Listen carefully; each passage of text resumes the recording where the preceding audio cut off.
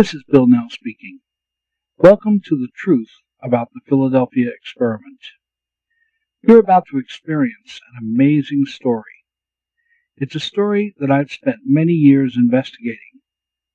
I like to call this part of the presentation the interview. It was filmed in 1989, but that doesn't make it any less relevant.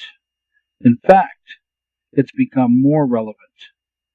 A number of other witnesses have come forward since that time to verify the information that you'll see here. The interview comprises two stories that are intertwined: the Philadelphia experiment and the Montauk Project. The Philadelphia experiment had several purposes. It began as a World War II Navy project to demagnetize ships against a new type of German mine that was attracted to the magnetized metal of vessels. The degaussing of ships tended to be an arduous process in those days, and it involved a stay in dry dock, and most of the electronic equipment on board a ship had to be removed while it was being degaussed. This was a method that was really impractical for wartime use. The creation of a strong field of some type that could be controlled to instantly demagnetize ships proved to be a much better idea. Each ship could be provided with the necessary equipment that would be carried on board at all times, so that the degaussing process could take place at any time. Although the degaussing aspect of the Philadelphia experiment was promising and important, it was in no way the end game. The second and more important goal of the Philadelphia experiment was to make Navy ships invisible to radar. It's no secret that the Germans were developing powerful radar systems in those days that could track ships from a great distance. In fact, by 1942, plans were already underway to equip new German multi-purpose aircraft with radar-guided bombs. Information obtained after the war proved this fact to be true. The scientists and engineers that developed the technology for the Philadelphia experiment saw the degaussing work as a way to get their feet in the door with the military. They had ideas that went far beyond degaussing and radar invisibility, but the demagnetizing project allowed them access to government officials and government money. With a potential price tag of millions of dollars for what they really had in mind, they needed time to explain and prove their ideas to the military. The Navy was the perfect start. President Franklin Roosevelt had been Assistant Secretary of the Navy under President Woodrow Wilson and was appointed to that position in 1913. Now as president, he was known to have a great deal of respect and affection for the Navy. He'd certainly be interested in anything that would help military vessels evade U-boats and enemy ships.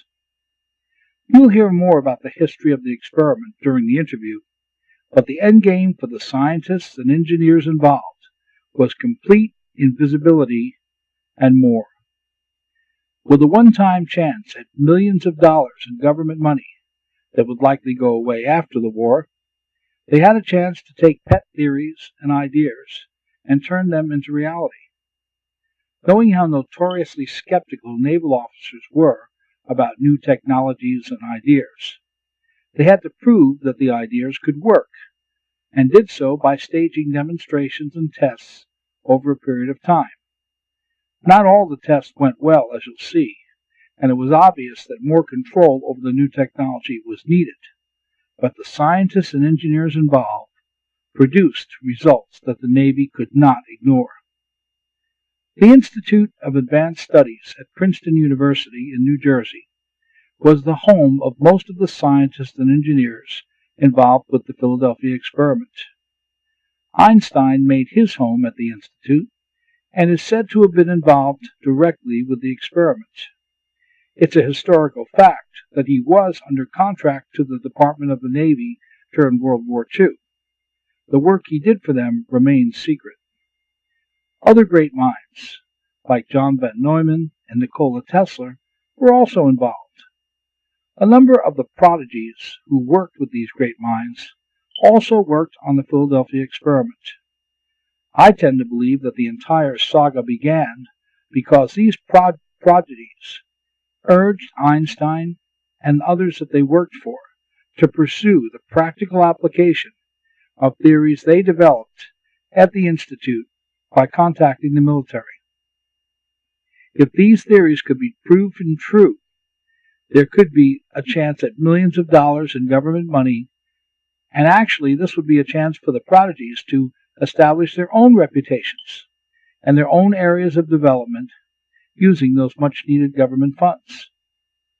With the nearby Philadelphia Naval Shipyard and its assets placed at their disposal, things moved forward to the point where sea trials of the technology were planned and carried out in the early 1940s. During one of these trials, a hyperspace portal, or window, or stargate if you will, was opened, which transported two of the sailors from the test ship to another place in space and time. That place was the Montauk base, where the technology originally developed from the Philadelphia experiment was now being used on even more advanced and bizarre projects, as you'll soon see. The time was the 1980s, and the place was the eastern end of Long Island, near the historic Montauk Lighthouse. There's a great deal more to this story, and I'll allow the interview participants to fill in the blanks for you. And you'll certainly want to listen carefully because it's quite a story.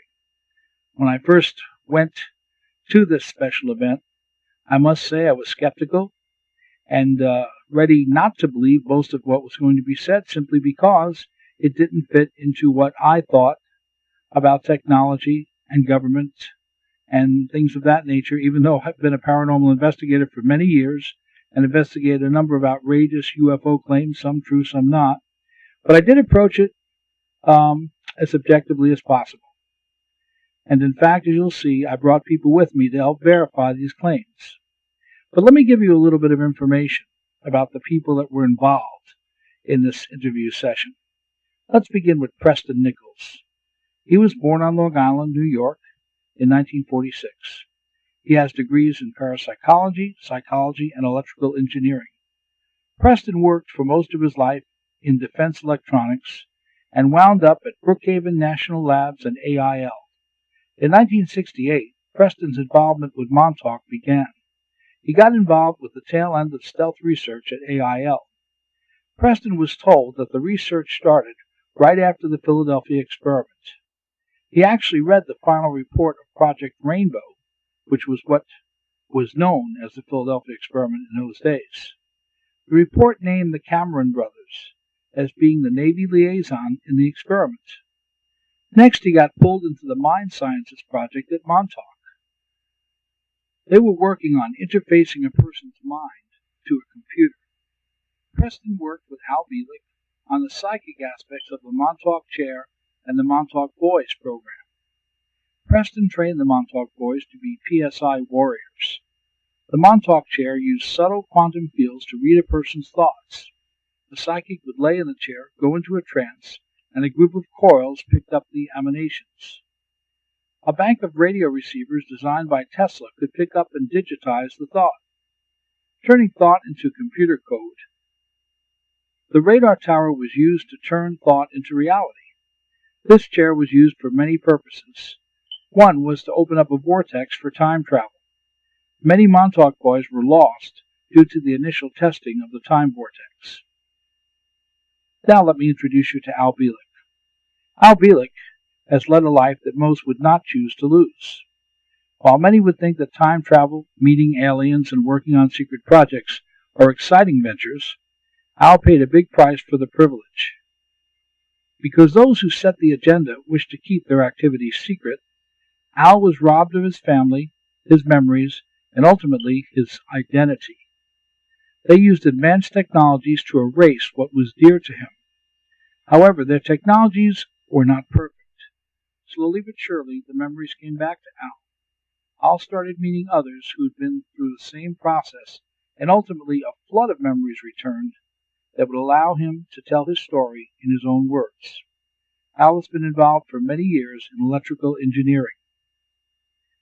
Duncan Cameron is one of the central figures in the Philadelphia experiment and Montauk Project saga. According to Al, Duncan was his brother when Al was at Cameron, who jumped off the USS Eldridge in 1943 and landed into the future. When they wound up in 1982 or 83 at Montauk, they were both sent back to the USS Eldridge to destroy the equipment that was keeping the ship in hyperspace. Al Bielek says that before the Eldridge rematerialized, Duncan jumped back off the ship and returned back to 1983. He was used extensively as a psychic in the Montauk Project.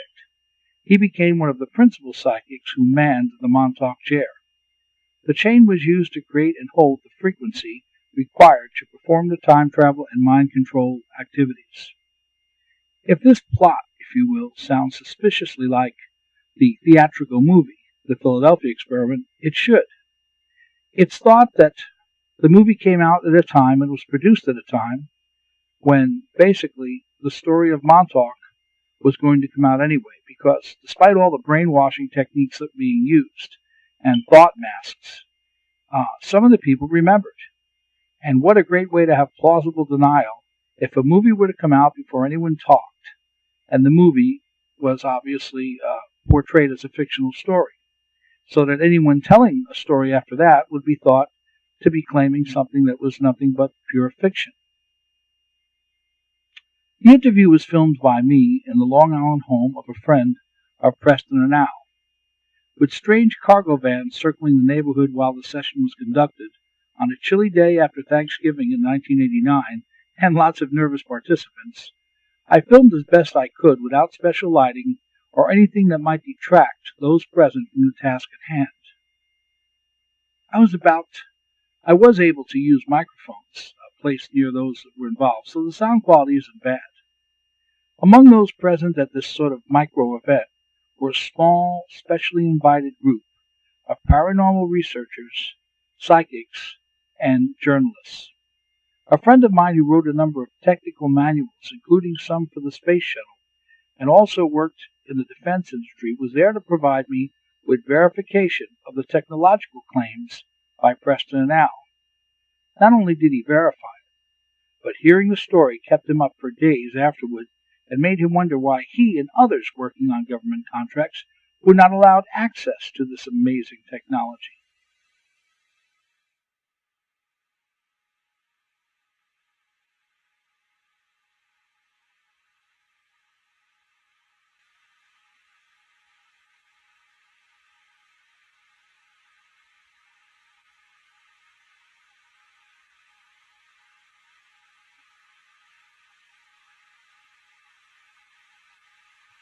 Thank Preston, Al, and Cameron for being here tonight.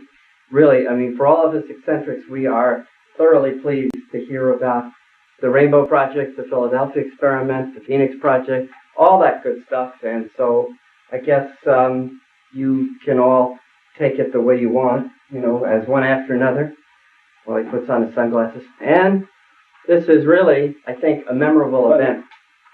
And so you guys can take on the project, and thanks for being here.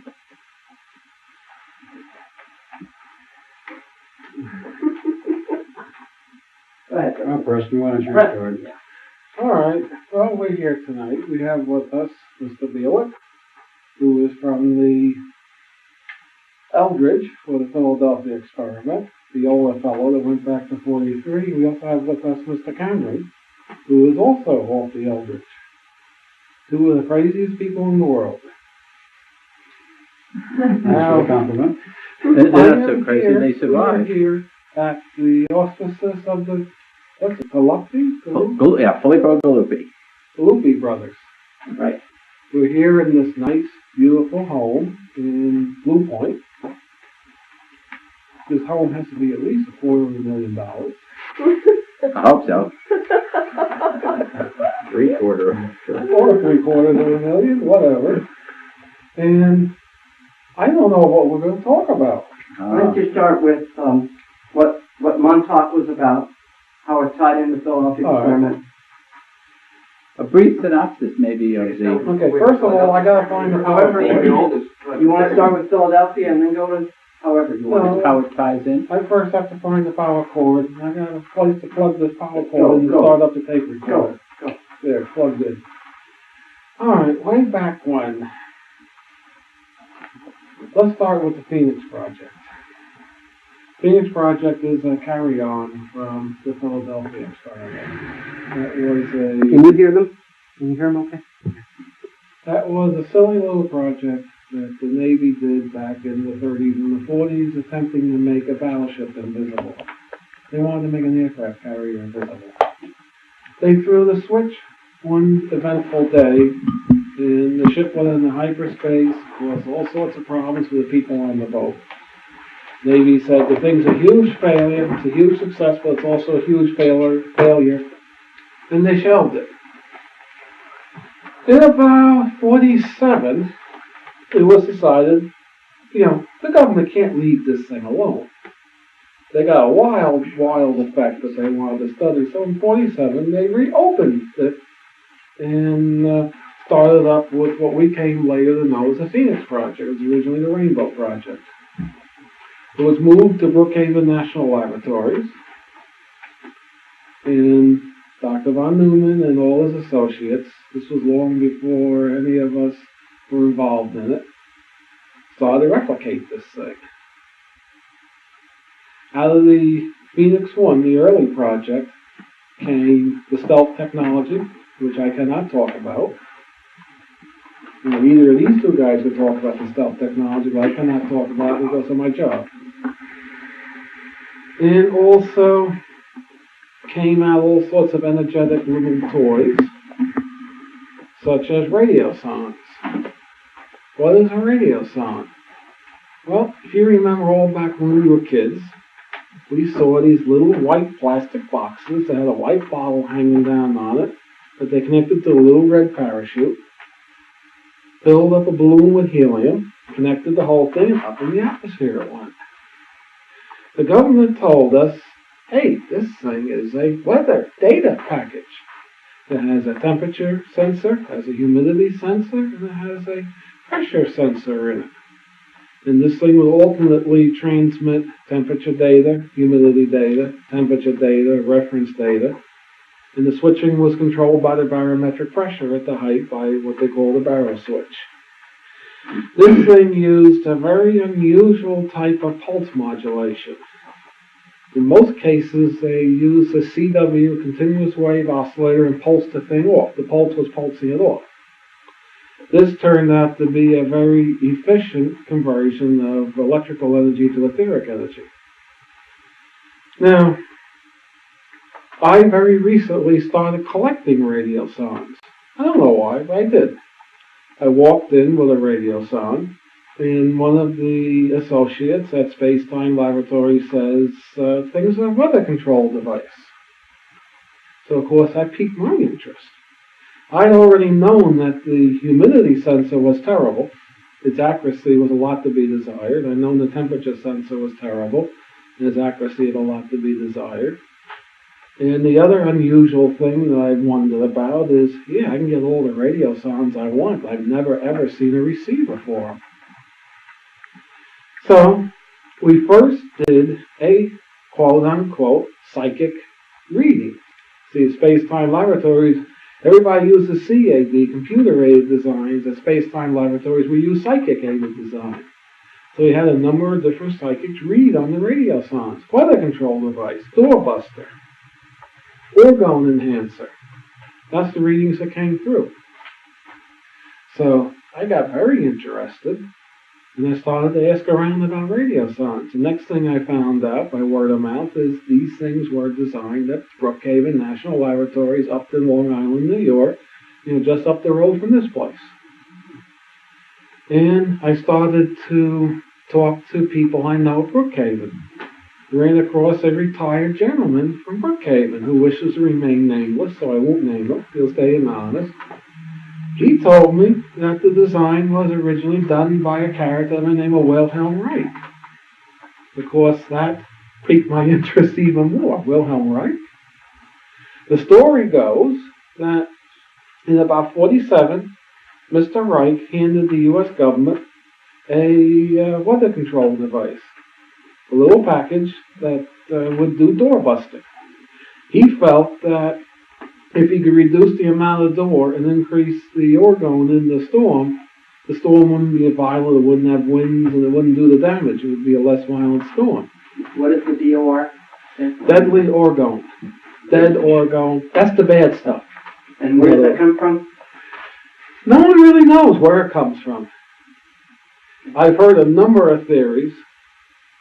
Well, essentially, orgone can be considered like life energy, energy from life forces, energy from living beings. Dead orgone is same type of energy but dead. It doesn't have any life in it. It has a tendency to decrease life functions. It reduces life functions. So the government took this little widget that Mr. Wright handed them. He told them, put it on a balloon, send it up. Of course, they put a parachute on it because they didn't want the thing coming down with a big, loud, crashing bang through somebody's skylight, and the government gets sued for all sorts of money. And they send the thing up into a bad storm, and it gets reduced in intensity tremendously. So the government goes back to Reich and says, hey, we like the thing. So they launch another part of the Phoenix Project where they design these radiosondes. This is almost like a little subsection of this, by the way, this story. Now, of course, I dug further and further into it. As I already noted, I talked of the receiver. There are instances where we know they launch these things from every boat at sea, every airport, every weather station. They launch them from planes. At one point in the 50s, there must have been maybe 200 to 500 of these things launched every day. The radio range, being a radio person, I can tell you about that. I checked it. The radio range on these transmitters, even up in the air, maybe is 100 miles. So that means when they launch one of these frequencies, there has to be a receiver close by. They're going to send up a data transmitter and not have, they have to have a receiver. That means if they're sending 200 or more of these things up each day, it's got to be one pile of receivers. These receivers should be very common. Now, I happen to be a receiver collector. I have over 100 receivers in my personal collection of receivers. I have never seen a radiosonde receiver. I've heard them, but I've never seen one.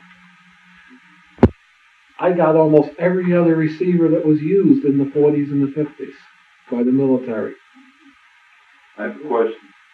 What is the center frequency without modulation on the radiosonde transmitter? 403 megahertz and 1680 megahertz. They use two different frequencies. They're both on simultaneously?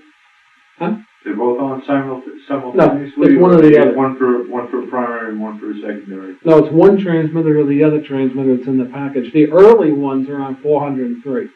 The later ones, exactly? Plus or minus 2 megahertz.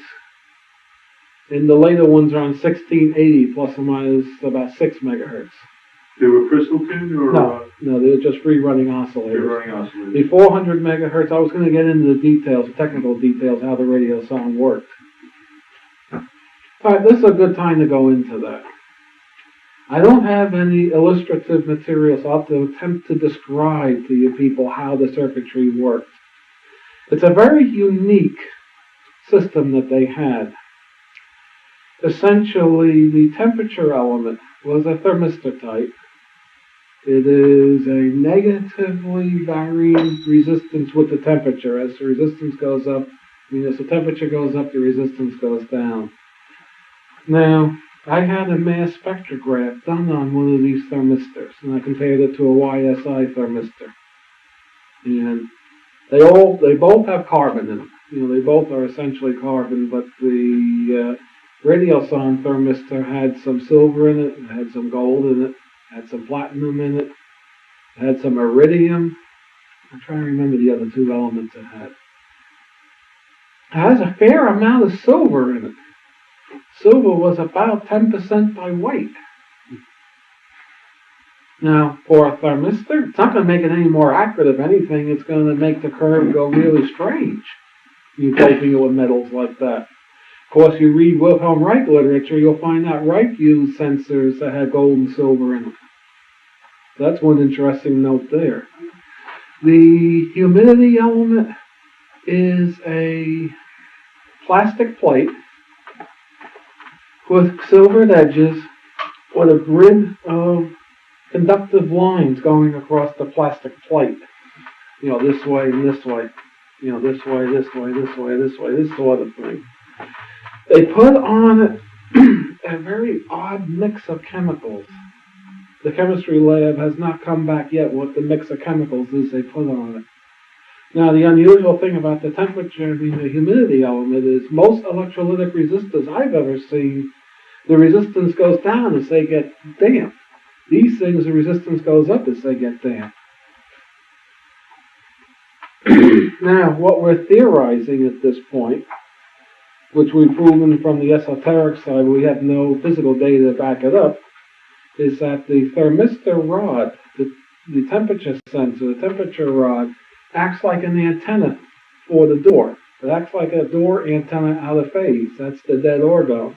The humidity sensor acts as an antenna for the orgone. Of course, this parallels the whole idea of, you'll see in esoteric circles, people use salt water solutions with different electrodes in them to detect these energetics, with a fair degree of success. Looks like here, Reich took it much further. Now, the pressure sensor is essentially what they call a barrow switch, or a pressure-sensitive cycling switch. As the thing would rise, the pressure would change, and the needle in the little barometer would go across a switch segment, hit the segments of a switch. That drove a relay that would in sequence put either the temperature or the humidity sensor back and forth. It would switch between these two sensors. Then it would switch to, which I'll explain in a minute how it's done, to what they call a reference mode in the transmitter. So what they have, as this thing rises and goes above the earth, it transmits a signal that destroys the door, and also transmits a signal after that, or before, however you look at it, that builds up the orgone energies. Now, let's consider the transmitter. The transmitter is a very interesting little beastie. It is two oscillators. An oscillator that runs at the carrier frequency, the 403 megahertz or 1680 megahertz. There's a second oscillator, which is a 7 megahertz oscillator coupled into the grid of the carrier oscillator. Now, the control grid of the modulation oscillator, the 7 megahertz oscillator, has an RC network that causes it to do the relaxation number. Now, as the oscillator runs, it builds up DC across the grid when the capacitor that's in the RC network for the relaxation oscillator, I have to apologize, I don't have any schematics with me. I didn't expect to talk at this, but there was interest at the table. As that capacitor would build up high enough in charge to put a high negative bias on the grid of the tube, cut the tube off, the oscillator would stop oscillating, of course. The RC network would discharge and pull the voltage down on the capacitor just like a neon bulb oscillator. So essentially that 7 megahertz oscillator would pulse on and off. Now, the lower the resistance, the faster the pulsing would be, and the higher resistance, the slower the pulsing would be. I'm trying to make this as clear as I can without having a schematic to point out. I don't know, are the two people here following what I'm saying that have some technical background? Now, they did not couple the 7 megahertz directly into the grid of the carrier oscillator. It couples in through an RC network where the first resistor is in series with the plate coils. Between the B plus and the B plus end of the plate coil, they have a capacitor going to ground, a bypass capacitor that integrates the function. Then they RC couple with a series capacitor and a resistor going to ground on the oscillator of the carrier oscillator. Well, what happened, whenever the modulation oscillator would click in, turn on, it would cut off the carrier oscillator and shut it off. Of course, etheric signals are already differentiated, So it means when you put the differentiated signal through the integrated network, it comes out in its real form in that final amplifier, that final oscillator. Wouldn't that circuit also attenuate the instantaneous spike? In other words, like there's a de-emphasis network. Yes, from that's what primary oscillator. That was the intent, wasn't it? Primary oscillator and the. We don't know what the intent was behind it. That's what it appears to be. It's an integrator, which is a de-emphasis. Right. A differentiator is your emphasis network. You're thinking of. See, in engineering, as a technician, you talk of de-emphasis and emphasis. In engineering, we talk of integration and differentiation. And being trained in that's what I talk of. So the etheric signal or the hyperspatial signal, the orgone is already differentiated. It can't do anything. It's 90 degrees out of phase to begin with. This integration network brings it back in phase for the transmitter to transmit it. Now, also, you have to keep in mind that when the tube goes from a semi-saturated mode, as it is when the carrier oscillator is oscillating the cutoff, there are other things taking place from the zero-point potential. When the tube is cut off, any of the etheric signal that's stored in the tube will be pushed out the antenna. Also, when you cut the tube off, when you go from saturation to cutoff, and from cutoff to saturation again, you're essentially ripping open the vacuum from the viewpoint of the Dirac space that he derived in the 30s. And you'll get an amplification. If these transmitters only put out about a half a watt of CW RF power, the etheric content or the non-real power was equivalent to about a 250 watt transmitter. That's how efficient these little things were. Can you describe the phase relationship between the RF output power and the etheric power and the frequency difference between the two? Okay, the frequency should be the same. The phase relationship... cosine? Would it be a cosine function? Let's see, what would it be? It would have to be, let's see, it would come out of the differential equation relating the baseband to the carrier frequency. I think it'd be a tangent. I think it's a tangent function. So it would rise sharply. Yeah. Until the next cycle. That tells you that it sends out the etherics in bursts. In other words, when this transmitter runs, the CW part of it, when the oscillator is on, it doesn't put out much etherics. But at the point where the oscillator shuts off, it sends out a huge burst of etheric signal. That's your tangent function. I just had to think for a minute of what it would be, the question, answer your question. I have a totally different question. Who was in charge of this project, of the doorbusters? What department of the government? This was under United University's Brookhaven National Labs. It was eventually turned over to the Signal Corps. Because most of these things were U.S. Army Signal Corps stuff. Even the one set up from the Weather Service was Signal Corps. So Signal Corps had ultimate charge of it. So as you're talking about this whole system, how does that now get into what was happening in the 40s and the 80s? Okay, let's finish this off a little. Where was I? Questions always break a train of thought. You were describing basically the system of the doorbusters. All right, the government could not tell the public that these things were weather control devices. They were keeping that secret. How'd they guard the secret? Two ways. They first showed a few receiving stations constructed to receive these things, put out that line. The personnel that launched them would laboriously calibrate them.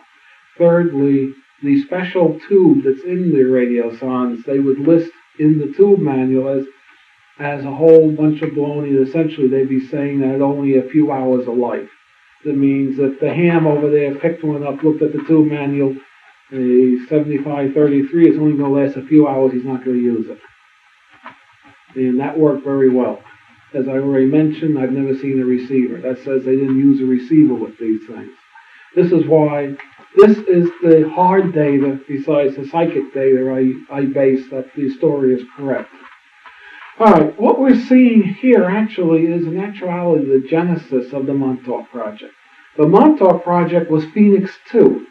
The Montauk Project is a combination of Wilhelm Reich's work in the Philadelphia experiment. It was like two separate little projects going on in Phoenix 1. You had the development of the invisibility and its human factor study. Also, you had the development of Wilhelm Reich's weather control. So that was Phoenix 1? Yeah, that's right? Phoenix 1, and they converged. Towards the end of the Phoenix Project, by using some of Wilhelm Reich's concepts and some of the modulation schemes gleaned from the Radioson Project, coupling, I know you're looking puzzled, this is what I found last week. Coupling that to the equipment that was used on the boat in the later Invisibility Project, they found out to couple the two, you now could use this for mind control. I'm not saying mood alteration. I know Governor Circle would rather have me say mood alteration. Here, I'm calling a spade of a spade. Mind control. That's what these idiots were doing. They're not actually idiots. That's what these people were doing. That's what the Montauk Project was? No, the Phoenix 1. Phoenix 1. The end of Phoenix 1, of course, what happened? Congress, the political government heard, hey, these guys are playing with mind control. They don't want that. So they told them, hey guys, cut it out. We don't want you looking into mind control. That's a no-no. So, of course, the project was stopped. It was shut down. Does anyone here think it was really shut down? No, of course not. The people that were running this project went to the military and said, hey, we got this neat little nifty little project going. We can eventually use this to influence the mind of the enemy to give up and to surrender. We need a place to do this. We got to do this undercover now. So, of course, the military, they love the idea. You know, they love something, throw a switch and the enemy puts down all their weapons and comes up hands in the air. They love this. So the military was sold a bill of goods. And the military was said, okay, you can use the old Montauk Air Force Base. It's dead, it's derelict. Also, some of the equipment you requested is on that base, the old Sage radar. So the base was shut down, everything was auctioned off, but the Sage radar was left behind. And the whole group moved from the Brookhaven Labs out to Montauk. That's Phoenix 2. Of course, they spent the first 10 years from about 1969 to about 1979 researching pure mind control. They started out by taking the output of the Sage radar, modulating it to special ways that they came up with that Reich had shown them from the weather control process, and combining that with stuff they noticed from the Philadelphia experiment work and the stealth work. And they were hitting these poor bastards with the microwave beam out of the Sage transmitter direct. Sage transmitter transmitted at about 400 megahertz, 406 megahertz, I believe most of the time it was set at. It would hop around frequency a little. It would change in phase. It was pulse modulated. They used the amplidyne concept where you had many stages pulse modulated. Each one was pulse slightly different to build a form in the final stage. Do you know the specific pulse width or frequency of the pulse width? VRF was anywhere from 10 cycles to about 750 cycles. The pulse width, depending upon how they loaded up the capacitors, the voltage could be varied anywhere from about 10 microseconds to about 75 microseconds. The center frequency was 406 megahertz, generated from a stay-low type function, which was referenced from a zero-time function. Was there any other modulation on this? Phase modulation, frequency? There was phase modulation. There was frequency hopping on it. Now, this is as I saw it when I got on the station. I'm first trying to account what our digging and psyching and digging and talking to different people told us was the genesis of this thing. Let's keep all the technical questions till later. Okay? But let me straighten out the chronology. Phoenix 2, then it would start in 1969? Yeah, about 69, 70, 71, somewhere in there. Phoenix 1 went from basically from World War 48 II to 68. to 68. Now, essentially, the first part of the mind control project was to take an individual, such as Duncan here, stand them maybe, 250 feet away from that antenna. As I was starting to go into what the SAGE radar was capable of, the SAGE radar had a peak pulse power of a half a megawatt. That's in the antenna. The antenna had a gain of 30 dB. So that means you're a megawatt. It has a peak pulse power, effective radiated power of at least a gigawatt. This is nominally a gigawatt. Can you imagine what that would do to people? I think it's amazing that the people are still here today that have been hit with this. It does such things as burn out brains, functions, and neurological damage. And you look inside of a person's lung that had this done, it'll look like their lung is all scarred from the heat generated, and just goes on with physical damage done to the body by this sort of thing. They tried this with a number of people, a few survivors, in this sort of thing. Where they get the volunteers for this? They were just grabbing indigenous people off the street and throwing them in front of the radar beam, and let's see what happens. That's the sort of nonsense that the government loves to do. Who was in charge of the project at this time? It was covered now. And Mr. Jack Pruitt was in charge. All right. Along with Dr. John Van Neumann. In any particular agency? I'm not sure what the agency was. Now, somebody got the brilliant idea, upon the urging of the different people, they got the idea. We're not sure who came up with this idea first. The signal they really want goes through the reflector. Let's take the big banana peel, that's what's called reflector, turn around 180 degrees and put the subjects directly in line with the game horn feeding the antenna. Lo and behold, they got their results and then burned the people up. The poor bastards survived. They hit them with this signal. But they found out by varying the phase modulation, the frequency hopping, and the pulsing of the multiple stages that they could have profound effects on a person's mind. Can you describe some of them? I think these two gentlemen here could describe them much better than I can. But let's not go into that at this point. Yeah, why not? Let's at this point break from the technical description of the first, what I consider to be the real mind control work that they had done that was successful. Let's go into some of the effects. Mr. Bielik and Mr. Cameron, I think, can do more on this than I can. But that was the goal, the mind control of this whole project. Yeah. That was the started goal. That was the first goal. Yeah. And how many people more or less worked on altogether on the base? Approximately. That varied. About 30. About 30. Who authorized them to go on the base? Who authorized them use of the base? Air Force. The Air Force and the Navy. Air Force and the Navy? In conjunction? No. Air Force and Navy worked together? Yeah, this was a joint project. There was both Navy personnel in it and the Air Force personnel in it. Yeah. We even have copies of the orders of the Air Force personnel. And what was the cover story for the base? They must have had something. They had none. No?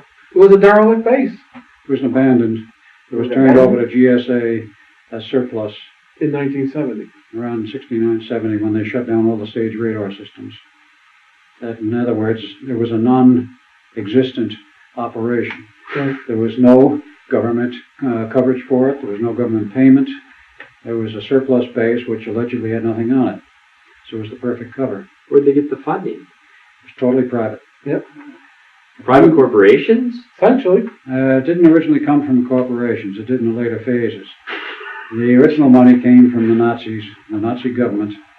In 1944, there was a raid. That was Phoenix 1.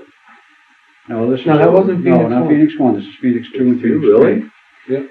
In 1944, there was a American troop train that went through a French railroad tunnel carrying $10 billion in Nazi gold, which they had found.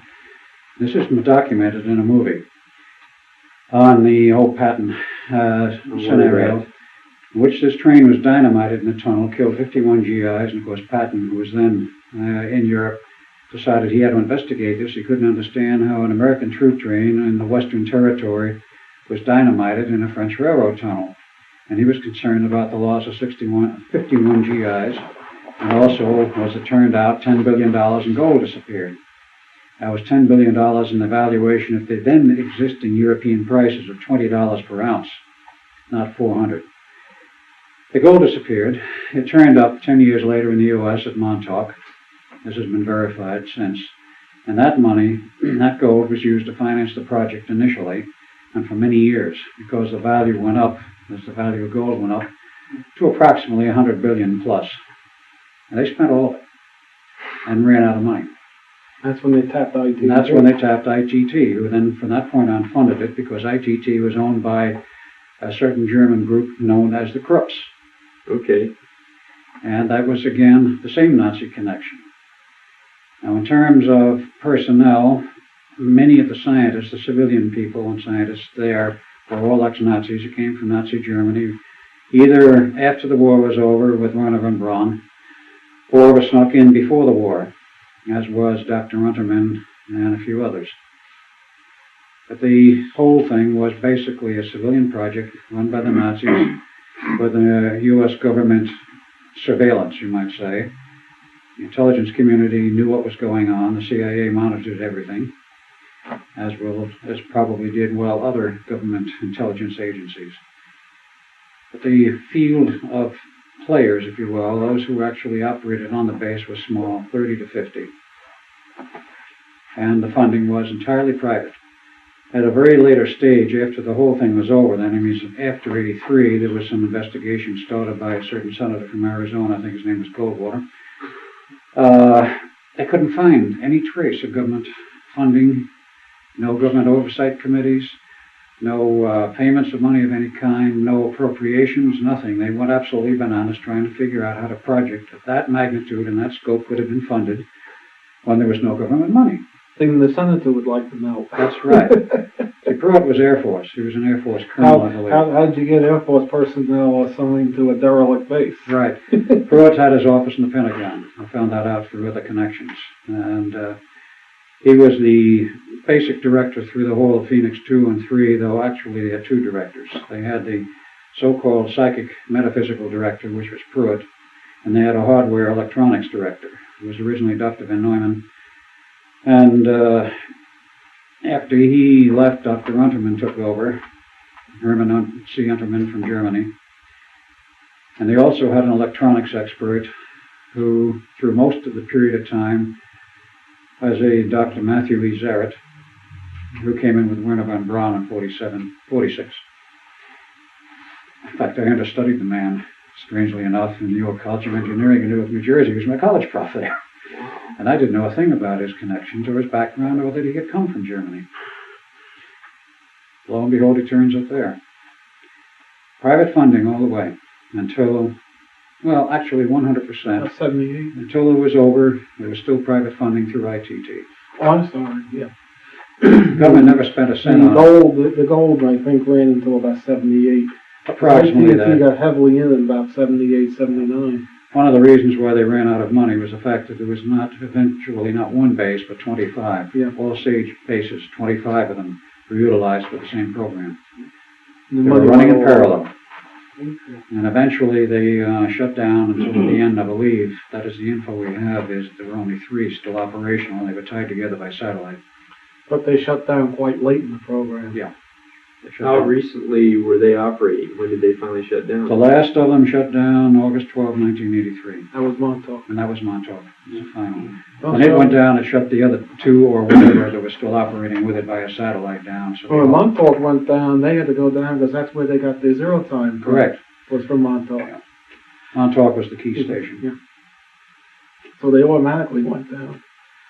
All right, so Well, you asked, or the question was asked, what about some of the mind effects? yeah. I'll try to answer that. and say, from what I recall of the program, because I was part of it also, as well as Duncan. As an officer or a Civilian. Civilian who is used? Used is the correct term, very definitely used. You were subjected to the...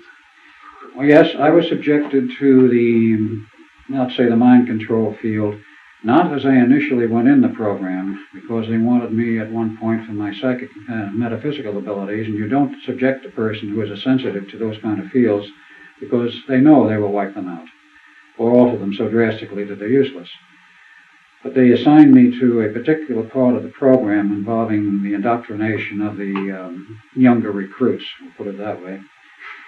And after, let us say, one of the first attempts at indoctrination, which turned out to be a total disaster, I said, there's no way I will have any part of this program, no matter what you do or say. So they said, oh, yes, you will. And I said, well, no, I won't. So they put me in front of this roasting oven, if you will, the mind beam, and it did do damage to me. And finally somebody else said, shut it off. He isn't going to give in to it. I suffered some damage, but not severe damage as some others did. And it did affect me to some extent. Duncan was affected much more heavily for other reasons. But nevertheless, the effects were, in some cases, totally disastrous. They burned brains out and the people just dropped dead. Now, neither of us were among those category, but there were other recruits, young kids they picked up, you might say, off the streets, wherever they could find them. The basic age bracket was between 12 and 16. So that's where a lot of the disappearing Yes. kids 10,000 we estimate went to Montauk. The total number would be about 250,000 with the 25 stations estimated. What the actual final directives, what the final thrust of the program was in terms of these kids, we had never come up with the answers. They wanted them fully programmed for something, and we've never found out why. And eventually they disappeared off the station. They were sent to various locations and places. But they were initially subjected to one form of programming, and then later on it changed into a somewhat more humane, a somewhat faster and less obtrusive form of programming and conditioning using the electronic techniques. The original was Reichian and was more physical and was less sophisticated. The later programs, after they worked out the techniques to use of computers, electronic programming, and the electronic use of the Reichian techniques, and it became very fast, very quick, and usually took very well with no side effects. And these kids would never know what happened to them. They shipped them back to where they got them or to wherever they wanted them to go. They would know the better. Are you aware of the names or identities or the present locations of any of the individuals? I've run into a number of people over the years, let's say in the last 3 years, since I've become aware of the program and the fact that I was part of it. There is a very specific field identity pattern you can detect. If you're sensitive enough to read human auras, you can spot a person that's been through the Montauk program 5 miles away. Their auras are very distinctive in the way that they have been altered. You can tell them immediately if you know what you're looking for. And I've spotted many. I would say over a dozen. Mostly in the Long Island, New York area. Wasn't von Neumann was officially dead, right? Well, correct. Officially he was dead, but he was very much alive throughout this entire program, all the way through '83 and for quite some time after that, up into this year, through this year. All these past families afterwards? Don't know exactly the whole story of what's happened to von Neumann since, because he ran into a problem with the government, and he ran into two problems. One, he suffered a personality split himself about 1977. Whether it was because of some of the experiments he was on or the strain, we don't know.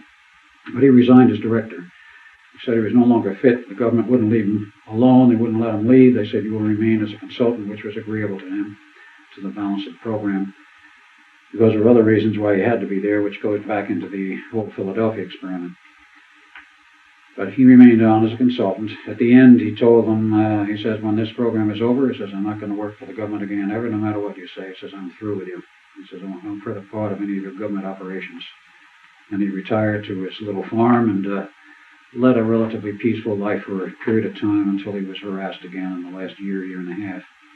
That's not part of the Montauk thing. Right. Was he living under another name then? He was. Mhm. He was living under a pseudonym. When did he officially die? 1957. 57. That's the official death date. What happened to the other scientists? Pruitt and, what was it, Intamin? Pruitt was there until 83. Yeah. And then he went and worked in different corporations and disappeared. Unterman was seen to turn up. You ran into him. Yeah, a couple of times, that was it.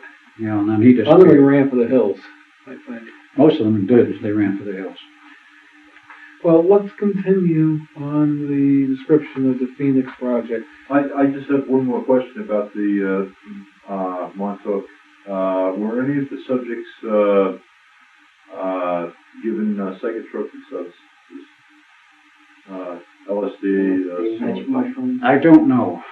We don't believe so. My gut feeling is no. in conjunction with the I don't believe they were. They used other drugs. They had one drug that would be used in connection with the Reich programming. It would make them more receptive. This was not. Do you know the name of the drug, the chemical name, or a generic name? No, I don't. I have no knowledge of Can that you at all. describe any of the effects of that alone, or in conjunction with the... Okay, the effects would make you horny as hell. Uh-huh. That's essentially what it would do. It would make you very sexually active. Also euphoric at the same time. Yeah. And euphoric? Well, that would go along with it. Right. Yeah. What was the purpose of being euphoric? All right. Make sure Essentially, I don't. Or they get the chair from the aliens? We're not sure whether they got the chair itself from the aliens, but Did the they get a technology prototype from base the aliens? came. Yes, the prototype came from the aliens. Willingly or produced from here. a crashed saucer? Maybe exchange of sorts. we don't know. Also, I had another question on what you were describing before. Could this experience that is becoming very common of the UFO abduction could have been programmed by the Highly. government under this mind control? Sure, it could be. Not all of it is, but some of it probably is. Some of it. All right, but they got this chair from the aliens, or through some connection. Another associate of ours was on the station managing money, and he actually went out and bought this chair from somebody. He hasn't been able to dig out yet who. So, what they essentially did is they took this chair, they made one computer to interface the chair itself to stay in the digital codes, and then another computer to interface it to a special computer to the transmitter, and then the transmitter. What they actually ended up with, in essence, was a mind amplifier. Duncan here, his major responsibility on the station, he was one of the selected individuals. He had been through a lot of psychic training by the government to sit in that chair and generate thought form. The idea they had is, okay, they can transmit the signature digitally, that worked very well. They could put the person in the orgasmic state digitally, that worked very well. But they wanted a human being to generate the actual thought form, the details of what they wanted done. From the chair. From the chair, yeah. In other words, they would put into Duncan's mind, when he's in a trance, what they want him to think of, what they want him to think of that he's doing. The chair would pick it up. After the data was sent, that would turn on the target individual. His thoughts were channeled directly through the transmitter to the individual. It worked, but it didn't work. It worked very well, extremely well. But they found another capability. Let's say they would target Phil at Tuesday, 4 a.m. when he's asleep. You might actually discover that Phil was actually hit 2 weeks later. What did they discover? They did not lock the time in of the person. What did they get? They got a time machine. Next bright idea they got was, okay, let's tell Duncan to think of a vortex connecting 1981 to 1947. He would do this. What happened? They got a vortex going from 1981 to 1947 you can walk through. Great. Now, Duncan you had to be really good to be able to visualize Donovan is very good at You have to visualizing. be really immense, I would think. Well, let's not go into that at this point. Well, you're talking about it at this point. That's why I bring it up. A master is a word in the dictionary. It's the word I use. What you want. Well, we're talking of earlier capabilities, not today. He was also raked over as well. But, you know, what they discovered is, okay, the real time he thought of it, what they discovered is they recorded it, put the tape on the computer, did the same thing again. So now they had a tape that would open a vortex. And they started going back in time, they started going ahead in time, they actually got the time machine. That's the last phase of the Phoenix project, was the time machine. Of And course, they could control that time factor to where they wanted to Yep. go. Right. whatever he thought of, or other people like him. He wasn't the only one. They had to have at least 5 backups. That was still phase 2. That was phase 3. Phase 3. Yeah, was the time machine. Now, that time machine, what do you know the date? That got going about 79 to 80. They got that operational. Of course, Fully operational? yeah, about They can 79 to 80. transmit both matter and Thought. signals. Yeah, and, right. They had this, you could walk through the vortex. You could walk in 1981 and come out in 47. Who, the Cameron would, or the one? Anyone. Can you explain I again don't- how this was developed? what was the mechanism behind it? First of all, this Right. transmitter was so freaking powerful. This transmitter had enough power to warp space and time, go through Bearden's equations. There's more than enough power to do it. He had the capability of thinking of the vortex function that they couldn't synthesize.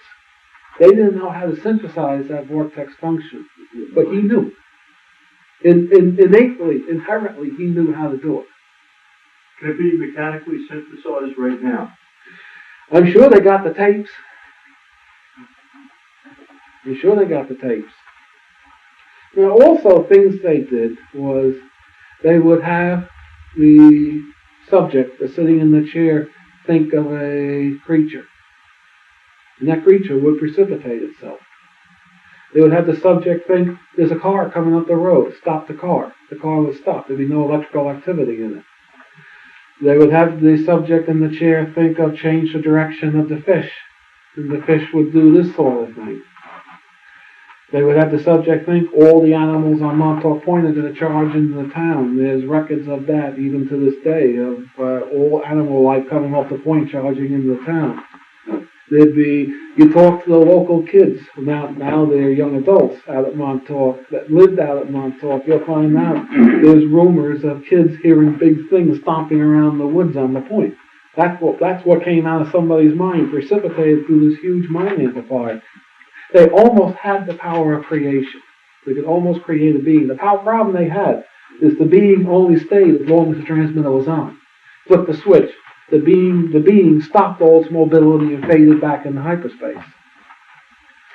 But that's how powerful this thing was. This thing, you're talking gigawatts, and the etheric power probably many, many terawatts. You're talking astronomical etheric power. Because they're using multiple pulse modulated amplifiers on top of pulse modulated amplifiers, opening different windows from the drive of this amp to that amp, and you can encode all sorts of zero-point functions as you go through what they call the amplidyne function. See, the amplidyne is essentially a zero-point amplifier. So by the time they started pulsing the 100-watt stage, by the time they got out to the half a gigawatt output, the etheric power was up in the sky. This thing was tremendous. This transmitter, it took at times 2 generators supplying a megawatt each to run this thing. They were pumping 2 megawatts into this whole building, which you'll see pictures of. But, you know, I don't think I can overstate how much power, as far as we're concerned in this room, it's astronomical power this thing had. This thing literally had, if the person who was sitting in the chair thought of a time warp and a vortex, that vortex would form. Excuse me, does this have any military applications that you're aware of? Silly question. I can think of thousands. And is that why millions is that why Eastern Europe's almost free today? Because the Russians are simply scared of this? I don't know. Who knows? There's also other thoughts that other outside groups are saying to the Earth government, you straighten up or ship out. Who knows? You said people could walk through this time vortex. Yeah, right. Did you ever walk through the time vortex? No comment. Do you know anybody that did? Oh, yes. Could you describe at least the experience, or? Ow. Yeah, I can. Okay. I did more than once, and it's weird, to say the least. The recollection is that you. First of all, how is it formed? Just at the beginning, before it's created, what do you see? Before it's created. Before it's created, you see nothing but the building or the area that you're in. You're in a chair or in an open space. No, what they finally ended up doing was they took whatever Duncan or his alternates would generate, they put it on tape. Okay. It could generate it inside the underground area, or it could generate from anywhere to anywhere. Anywhere generate it outside. Time. It can be from any particular point where they chose to generate the origin, and it would go to the terminal point. It could happen while you were... Where? The terminal point would be wherever they chose it to be. And you could be driving a car. Future, past. You probably. I mean, what would happen if you were driving a car? Your car would go through it. If your car went into the entrance of it, yes, the car would go through and come out at the other end where it was. It could be 100 or 1,000 or 100,000 years in the future or the past. You would actually. Let's go to that other time to describe Whatever went in the beginning, the entrance would come out the other end. I've run computer modeling. I'm sorry? Could the car be spatially dislocated? Could it be somewhere else in the universe? Sure it could. Yes. I've run computer modeling based upon calculations of learning from the radio sounds and such, and the vortex could have a diameter of 5 miles. Could be a 5-mile opening, or of course they could bring it down. We could send all of Long Island. No. So what was it like, Al? You were saying. It's like looking into the entrance of a peculiar spiral tunnel which was lit all the way down. You would start to walk into this thing, and then suddenly you'd be pulled down it. You would more or less be projected. You didn't walk through it as such. You were more or less propelled through it. You walked into it. You walked into it, correct, start. Then you were propelled down the thing like some force grabbed you and pulled you through, and you come out the other end, wherever it is. You could be far in the past, you could be in the future, it could be very close by, and it could definitely be another place, physically, other than the point where you started and usually was. Wherever whatever point in space and time the transmitter was set to transmit Emphasize space and time, because it could be anywhere in the universe. Did you go back or forward in time? Either way. Were you physically there? Could you interact with other things there? Yes. You could take remnants back with you. You could take like for example, if you projected yourself to go to another planet, you could bring something back with you. Sure, yes, you could. If you could live on the other planet. Yeah, right. I can't answer that for certain, but I would say probably. Have you ever personally brought anything back from another time, either the past or a future? Yes. Was it of terrestrial origin or? Yes, in this case it was terrestrial origin. It was a Life magazine from the year 1983 to take it back to 1943, but that's part of the Philadelphia story. That's still continuing the Phoenix Project yet. Right. How big? You guys asked the question of what it was like. The description of the vortex. Please continue. Yeah. Well, the description was it was like a tunnel, coruscating corkscrew, sort of lit, sort of looked like the walls were solid or moving. They were solid, but they were fluted. It was not a solid bore through rock, as you would think. It was a fluted sort of structure.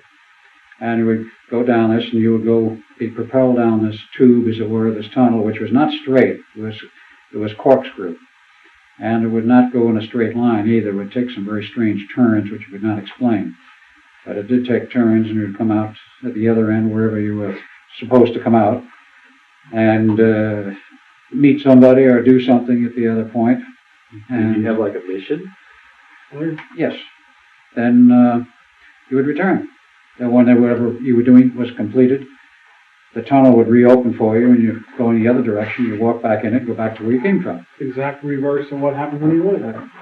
If someone switched off the power, would you be able to get back? No. No, you'd be No, lost in you'd be time stuck and there. space. And they never get back. You would not get back. People unless- were lost at That's what I was Montauk. asking. People were lost. Yeah. Wow. I've heard of that. Was everyone who went through one of these programmees? Possibly. Possibly, we don't know of all of those people, those young kids who were programmed, what the final intent was. We only have a little glimmering of part of it now, and this is in the last week or two, and it's very incomplete. It's been a mystery to us for a long time. What was the end goal of all of these kids being programmed? What did they want to do with them? I mean, 10,000 there and all the other stations? There had to be a reason. When you said people were lost, does that mean that if the machine was turned off, instant disintegration or just abandoned in that time period? It would depend on which happened first. In other words, if they went down the tunnel and got to their termination, They were fine. they were fine. And if the tunnel was turned off and they couldn't get it refocused to that area in time, that the person was lost there. They were abandoned, so to speak, and They were trapped floating in in that time or hyperspace. location. If the tunnel disintegrated while they were in transit, they were lost. And if they Disintegrated. were abandoned in time, Yeah, they could be abandoned. and in this is time. going to be a sort of a philosophical question, Yeah. wouldn't they be angry and do something really wild to alter the future? Depends on where they were abandoned. Well, they did not abandon people in time. The problem was that the transmitter would glitch, and as you were in transit from time 1 to time 2, the tunnel would collapse, Yeah. and you were lost. You might be lost intact, you might be lost in a form of being atomically disintegrated, in which who case you knows? were totally lost. But the philosophical question is valid. I mean, where you would go back in the past, could you alter the future? Sure you can. Of course. Has it been done? Has it been Say right done? now. Yes, there That's is. the reason we exist in a time loop right now. What we do from one end to what Montauk penetrated in the past to what we do to where Montauk penetrated in the future is now fixed.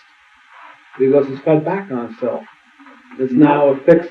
It is fixed. It's fixed right now. It has to be because of that. It has to be fixed. You went forward in time. Went forward and backwards both. One of the first things they did with the raw recruits, as it were, after they passed the initial tests and examination to see if they were suitable for the program, and they were found suitable. I don't know what the reason was, but I do remember that one of the things they did was they sent every raw recruit forward into the future to a year around 6030 AD, and it was always to the same point. Someplace in the future in the middle of an abandoned city with a square where there was still a statue in solid gold. And they would ask them to look at this and see what they saw after they came back. And they interpreted whatever the individual saw, for what purpose I'm not sure, but this was one instance where apparently all recruits were sent to this point in time to see what they saw, and whether they were expecting to find a different answer, and from person to person, I don't know. Were they equipped with protective suits or equipment? No, ordinary clothes. That's if they were going to a friendly environment. Yeah. Well, if you're sending someone into the future, you know, into a possible nuclear... Well, they first would look into the future through the vortex. They could sample the air, they could sample everything on this side. Now, were there different potential futures that people could be sent to? No, because once you make the first connection into the future, it's fixed. Anything from that future point back is fixed. But what I'm saying is, are there different That's the alternate reason the futures government that they could go times- into? The first projection, yes, there's multiple different futures. But once the first projection is made into the future, from that point back, from the future, let's say they project from 83 to the future. Okay. From this point back, it's not fixed. Because the fact that he went from here to here has not fixed the time Even clock. after they turn off the machine Yeah. or whatever? Because the fact they turned off the machine does not alter that he was here and then came back. Then that sounds like you couldn't change the present by sending someone to the past. Yes, Vice you Very versa. definitely. You can, yes. Yes. Exactly. You can change the present by sending someone into the future, too, Right. for that matter. Yep. Not How do you under change the certain present by conditions. sending someone into the future? Under certain conditions, you can. When it's a closed loop, you can. Cameron, had you gone into the future at all? Yes, I've seen the horse, which Al speaks of. It's Oh, the golden statue. the golden statue. It's a horse with no rider.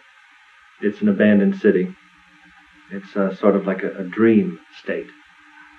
It's very peculiar where there is virtually no dynamic ability ongoing.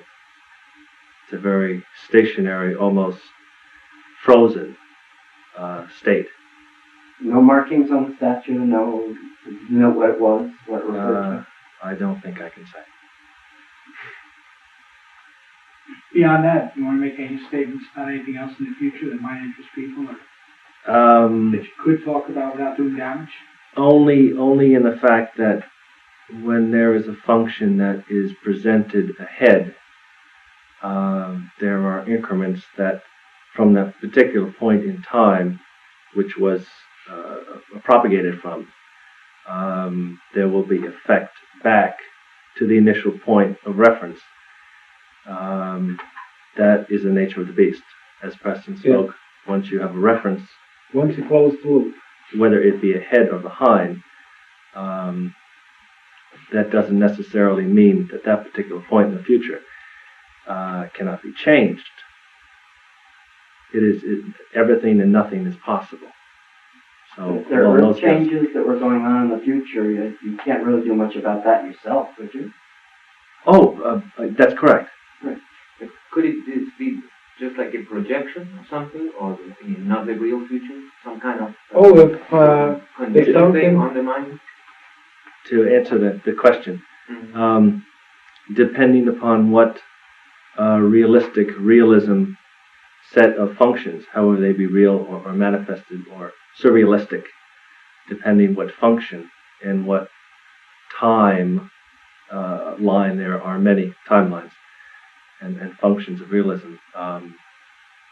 Depending where you're going and where you attribute the point of reference, that determines how it will affect, as let's say you and I here, as to us here directly, the realistic point, how much that, let's say it's a manifested realism, that could have some effect here, but not that dramatically, as something, let's say, us sitting here 20 years ahead, that is in our space and framework and function of time, so that would affect us more dramatically than just something that was sort of created.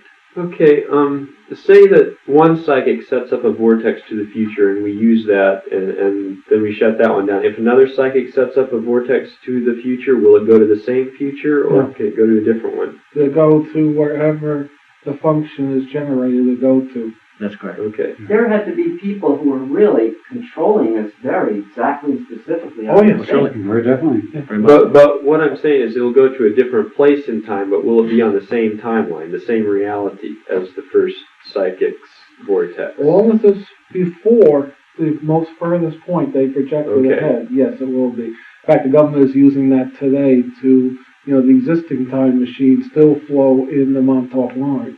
Okay, It now, has to. okay. Once they have done that, can we go back in time and change the past to change the present, and then the future will be changed? You already did it. With the loop I closed, just- everybody does automatically what they're supposed to do. If The you loop has from been the closed future- once you've gone to the future. Right. So we don't have to worry about our present being changed now, No, it can't be changed. because we've already looped to the future through it. And through the past. Right. If, let's say this is 83, let's say this is year 1, this is year 1000. And you go from 83 to year 1, from 83 to year, 2000. Anywhere between 2000 and 1, now you fed it back on itself. That means So it's locked. whatever the people do in here, they're going to do forever and ever. We're in an endless do loop in the computer right now. What is the furthest forward anyone has traveled that you know of? 10,000.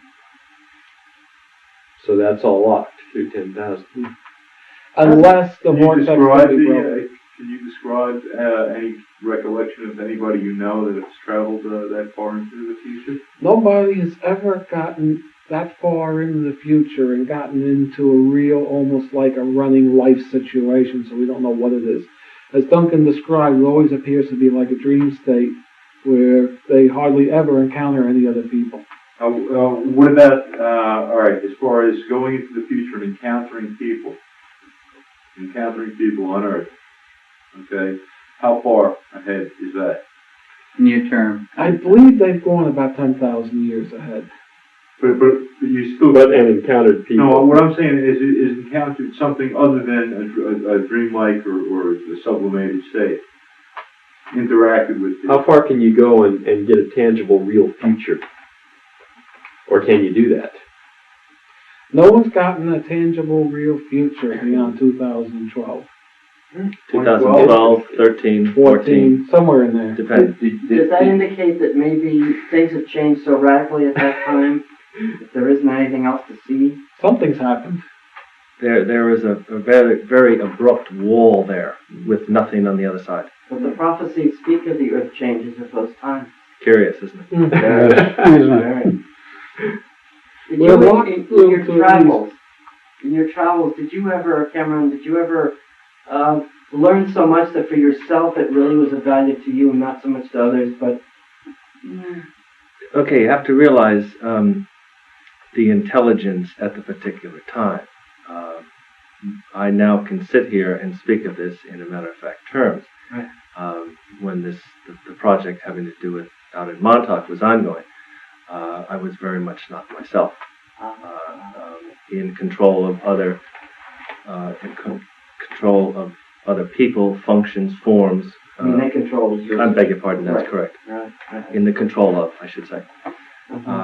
So I gained only what They wanted you to. That's correct, basically. Did they also deprive you of sleep and food and things like this to make you more malleable? Or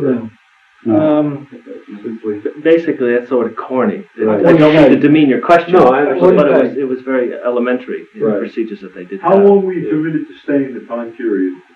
Was it hours, minutes, seconds? I'm sorry, I don't understand the question. If you were put into a time period, forward or back, okay, How long were you permitted to stay there? How long would the vortex stay open? As long as they ran the transmitter. Oh, right. Yeah. I mean, what was the mean time that someone would stay in the future? Minutes, seconds, days, hours? I can't answer that. The question is not answerable. Considering the format for which we're traveling. In your perception of time. No, there is no such the people who were consideration of perception of time during that period. It's It wasn't a deal where they were told you got an hour to do the job, you got to be back in an hour. Does that mean that when you went back, for the people on this side, it appeared you just went in and came right back out? Yeah. So basically. So you basically left and returned at the same time, no matter how much time you spent. Some went else. Yeah. Okay. That's true. Yeah. There were a few points where the thing glitched and you might have returned an hour later. But it wasn't meant to. Basically, when you deal in the avenues of what Preston and Al call hyperspace, there is no such thing as time per se. It's in causality. Right. In theory and in function, you can return before you even start. Right. When they return you before you started, you don't remember what happened. That's one of the ways they erase memories. They did that intentionally. Yeah.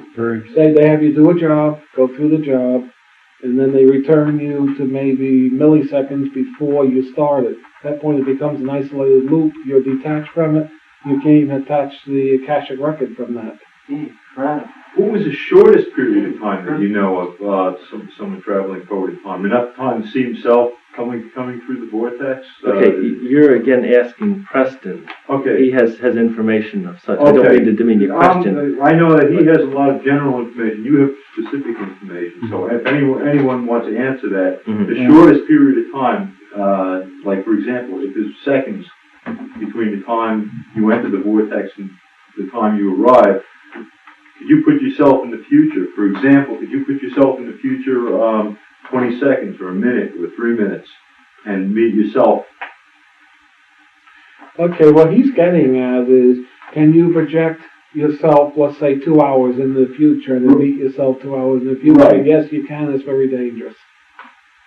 Has it been done? Do you know? No, it has not been done because when you walk through the tunnel, the way the tunnel was created, the person that walked in one end was out of phase with the person that walked out of the other end, and if he met himself, poof, was gone.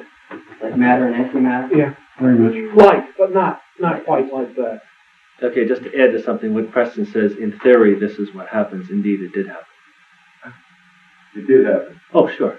As a matter of test run and procedure. And the person did not survive. Oh, sure, it was literally just blown apart. Yeah. It's just incinerated. That's when they To be found corny. out that the transmitter did the phase reversal number. Still, they don't understand exactly what phase reversal it is. It's not normal phase reversal. It's Cameron, if at a time you went into the future and you were in a point of danger, let's say in some situation you didn't expect, did you ever come across that sort of thing where, like that situation, right in the moment, whatever it was? Well, on a metaphysical basis and theory, since I was educated in that sense, when you start moving through space and time, it is of necessity to start looking around and seeing what's going on, other than supposedly straight ahead. All different functions and violations of all sorts of things that go on. You're breaking all sorts of laws. Really? Oh, sure. Physical laws. To answer your question directly, though, I have passed myself in view, not made a connection of sort. You just don't do that. Were you ever given anything to protect you against anything you would come across if it was a life and death situation? As people go into the jungles and they have weapons, let's say, or you're on a mission, you have weapons. But you would go into the future. If you met something and you were really in danger, what would you do if you didn't have a weapon of some sort? So did they give you, did you carry such a thing? Or would you have immediate access to the portal? Okay, I think I I could know- answer that. I have no Just curious about it. information on that. I I think can't I could answer. answer that. First of all, they could design the vortex so it would follow him. And they could essentially Okay. view what's happening to him in the future. Oh, they're reviewing you That also. means this I do remember, I'm sorry. This I know happened. That they could follow the person in the future or the past. Anything dangerous start to happen, they just bring them back automatically. It was like a mission control where there was a group of people watching what went on, and they were able to talk to him. He could talk back to them. You know, they had set up so that when they speak into a mic on the station, he could hear it. Of course, they hear what he says through the speakers on the station, and had a whole monitoring setup operational. And they also had the capability with the transmitter to run the vortex right over him and pull him back without him walking in it. They walk the vortex to him. If he started to encounter anything dangerous, zoop, he'd be pulled back and he'd be out of it. Excuse me, put me down if I'm jumping ahead, but was the vortex, as many of us have read, first opened with the Philadelphia experiment in 1942-43? Yes. Are you going to be talking about that later? Yes. Okay. Yes. Yes, we will be. As soon as we can get over this hurdle here. Right. Well, that's a hurdle, you know? That's a good size one. Very fascinating. Also, because I remember hearing that lecture when you first talked about it, the circumstances by which this project was cancelled in such a Well, we haven't got that in a far panic yet. situation. Yeah. No, I know. We haven't got that far. Let's at this point continue. We can. Well, I got a related question real quick. When you went into the future and saw the horse, was that by any chance something to scare you into agreeing to do what they wanted to prevent something, or? It was more of a view, just to consider indeed what was there and critique. Yep. So they really wanted to know Like a something. reference point. Yeah, a test is It was a test, basically. We're all getting the same answer. They wanted to see if everybody came back with basically the same view, the same information. Test your powers of observation, whatever. Okay. What did you see? Describe it in detail. Not only the horse, but the surrounding city that was in ruins. Well, do you have any ideas why? Did you see anybody there? Did you see anything else? So, Et cetera, et cetera. so when you would go through the vortex, if you were to go through right now, you disappear from this spot? Yes, Oh, yes. very definitely. You wouldn't be here. I got you. You'd just be on the viewers.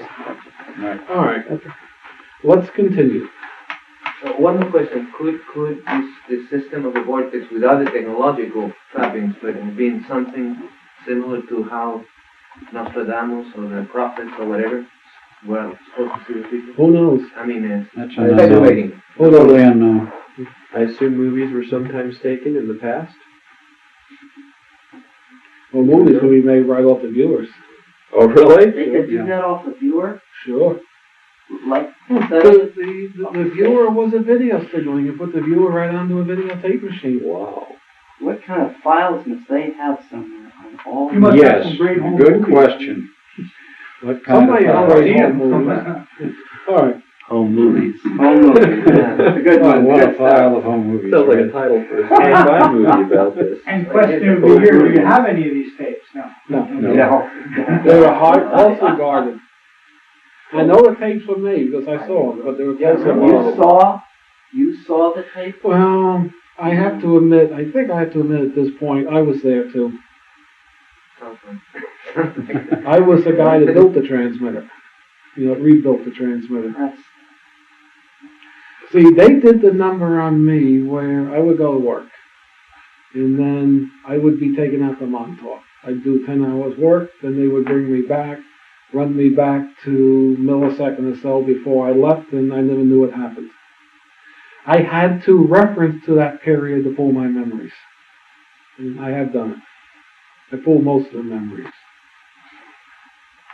That's how I can talk of the viewer. I was the one that designed and built the viewer. Of course, I had tremendous facilities behind me to do it. I And can't do it staff today. and information Right. and computers not like the and garage. No, not like my garage. No. educators. To continue, all right, they got the working time portal, the working time vortex. Somebody on the station realized, hey, we're headed for a mess. We gotta stop this thing. Just like in the old movie Donovan's Brain, what was done was in one of these chair subjects' minds, there was a little thought implanted that you're going to pull a monster out of the id, the monster out of the subconscious, and transmit it through the transmitter on site. And the person went in, lay down in the chair, went into this thing, and there was no one else in the room, which happened every once in a blue moon, but it did happen. This person snuck in and said, okay, the time is now, whatever the keyword was. At that point, the person unleashed through the transmitter the form, and the transmitter precipitated this huge, big, black, hairy thing that was hungry. It ate everything in sight, buildings, people, ground, and they went into a panic when they couldn't control this thing and stop it. Pruitt says, shut the transmitter off. They go down to the power station, shut down the generators, throw the switches, freaking thing didn't stop, kept going. It was still hungry and still eating. This was on the base? Yeah, on the base. Actually, we're eating people and Yep. machinery and everything. Yep. And smashing everything you could And get into buildings. the site. How big was this thing? Buildings. About 30 foot tall. Storage barrier. Solid or? Yeah, it was solid. Sure. The transmitter had the capability to precipitate the Right. thing. We knew at that point the transmitter could do it. And finally, Pruitt said, okay, he's got to go up and cut the wires that come out of the ground into the radar building. They cut those wires. He figured maybe there was wires got miswired on the ground and was getting power from somewhere besides the generator's house. Cut the wires. Freaking thing still continued to work. And then they kept going. They cut the wires inside the building. Freaking thing continued to work. No one could walk upstairs at that point. The energy was so heavy you couldn't even get above the first floor. They tried cutting everything to the first floor to shut this freaking thing off. Now, to try to go ahead a little, what had actually happened is they had made a connection on that day that Junior was released with the Philadelphia experiment. Somebody had to go shut off the Philadelphia generators. You know, I will go into that. That's that's his field of expertise. When the generators are shut off on the Eldridge, then Pruitt was able to take acetylene torches and go up and cut the transmitter apart in Montauk. You go out to this day, you'll see where there's acetylene torch marks and everything on the equipment. You can go on the base now? Yeah, you can. Yeah, it's wide open. And this was in 83. Yeah, 83, August 12, 1983. Okay, at that point, anyone that was left, they dragged into a site that we won't disclose at this point and did the total brainwashing number on it. So you didn't remember a thing. All of us sitting here were brainwashed, so we didn't remember anything. Except that he found his way to my place. And that's when the deprogramming started. You're one of the two you spoke of on the tape? Or somebody who came to your house to tell you about what happened? Or were you speaking to Cameron or Al? Cameron. Okay. How did you happen to go to Preston's place, Cameron? Instinct? Directed or instinct or perchance, it's hard to say.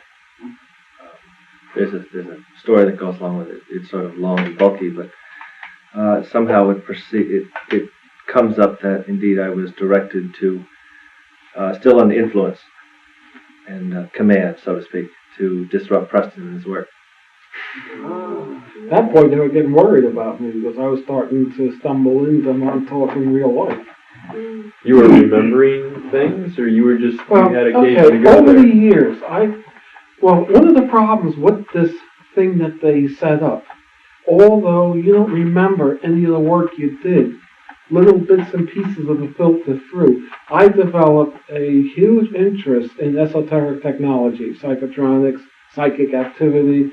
I was researching this to the nth degree. I had a team of psychics working with me. We were trying to figure out what was the energy form and all this stuff. I knew in the mid-'70s there was a source of psychic interference here on Long Island. And after a couple of years, I was able to trace it right out to Montauk. So I had my eye on Montauk for years. Of course, I could never get on there. The security was thick. Although it was a derelict base, there was security guards all over the place. And all I know is a friend of mine from out east calls me up and says, Preston, the old Montauk Air Base is wide open. When do you want to go look? I said, tomorrow. And I was out there that morning with my friend. We walked all around. First thing, when military pulls out of a base, what do? They clean everything up. They take everything with them. There was junk strewn over the whole base.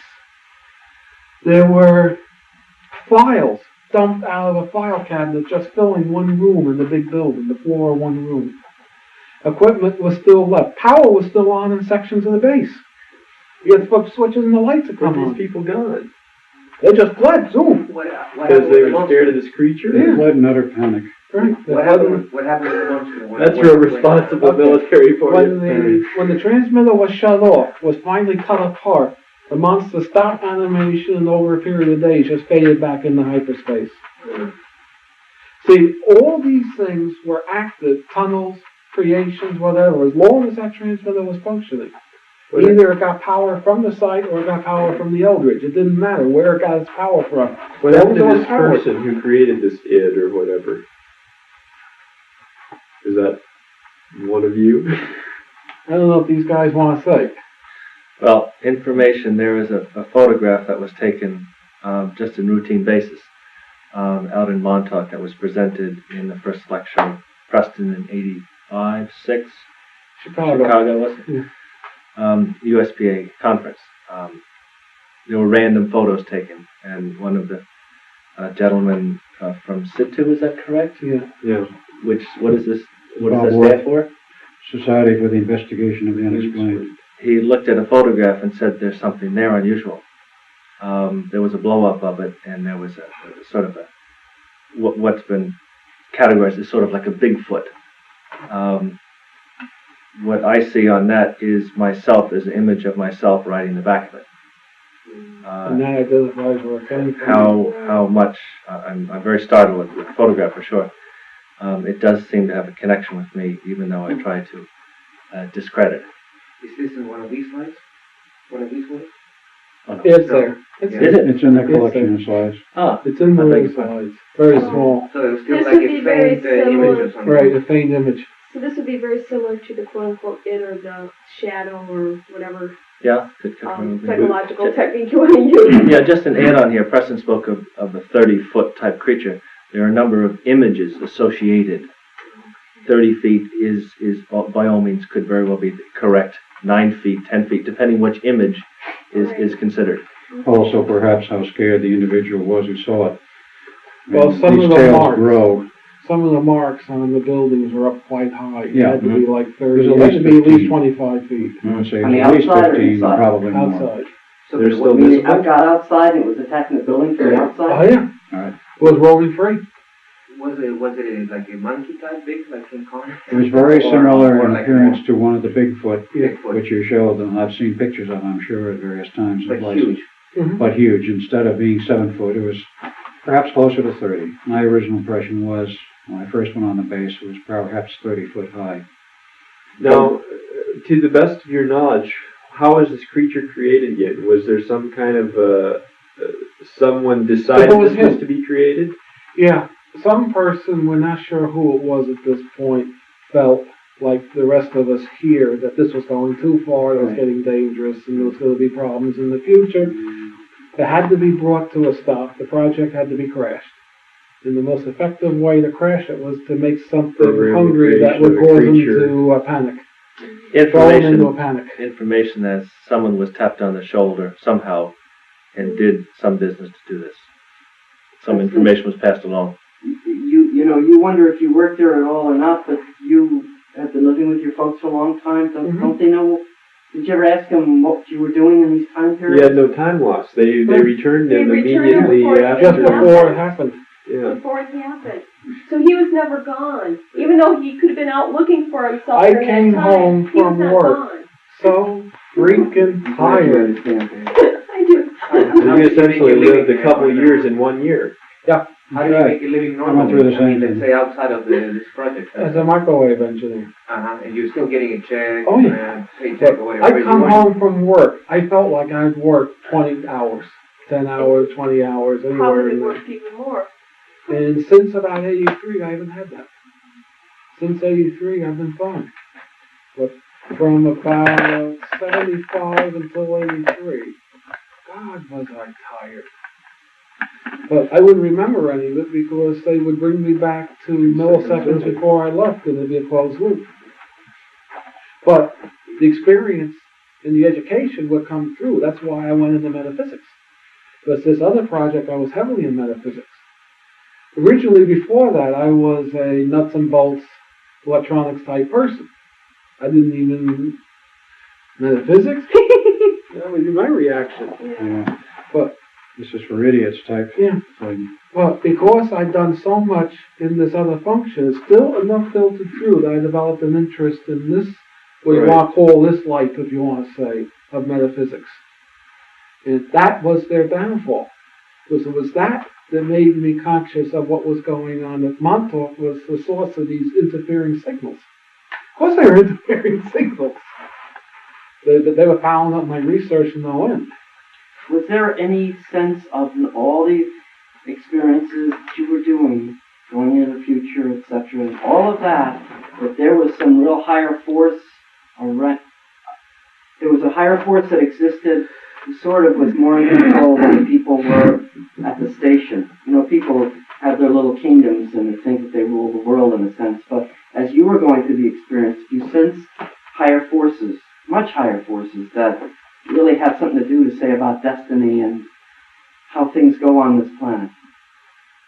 A very mystical experience is what I'm saying. Well, since Duncan is deferring to me on that one, I'll try to answer it. I would say that during that period itself, looking back on it, there was no awareness on my part, and I don't think there was any on Duncan's part, of such a higher agency, if you will, directing our efforts at that point.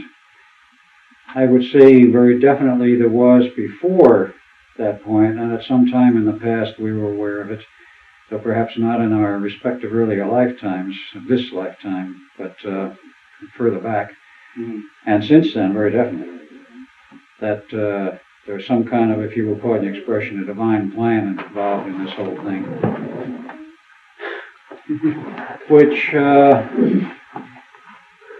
is very, very difficult to explain, is very difficult to extrapolate on. There was a reason for all of this happening. I know that without any question. What that reason is still not clear. And I think Duncan would agree that yes, he knows that there was some kind of a reason for it. Preston would probably agree with it, and he's looking at it from the mathematical, the nuts and bolts end of it to try and come up with a reason. And it's not easy. Yes, there was a reason why it happened.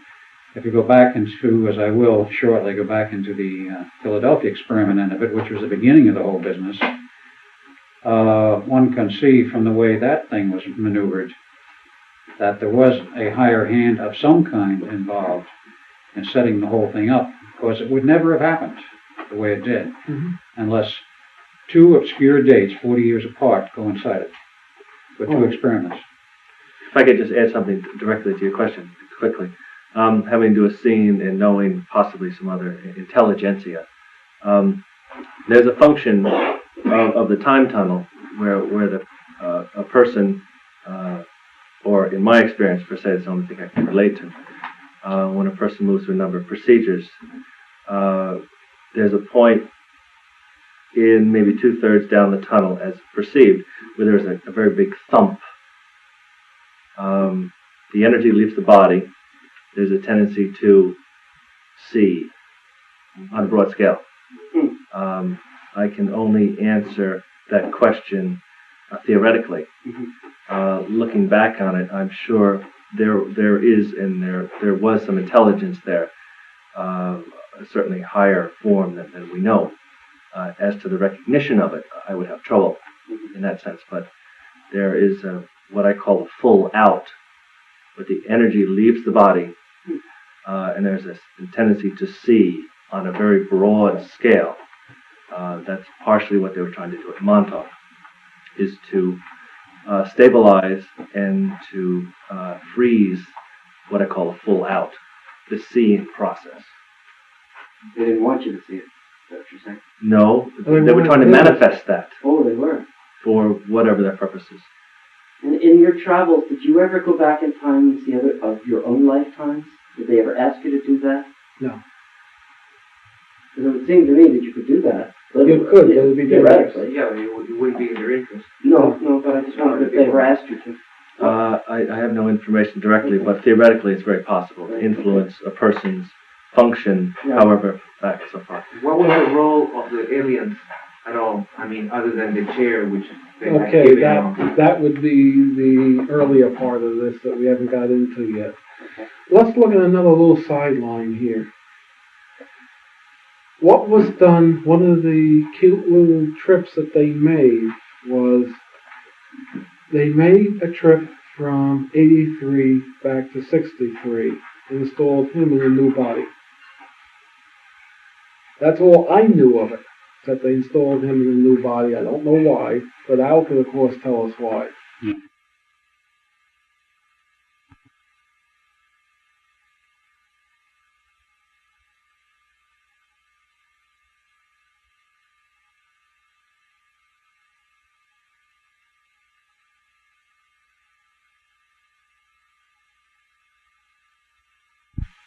This is my Dodge Caravan before the front got broken.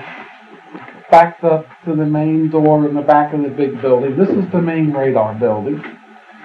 This really, we should go to this picture later. That's essentially what it is. All I know is what I got here. I don't know what the deal is. All right, let's go to the next picture. It's out of focus.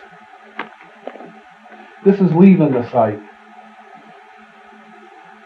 Of course, there's my car again.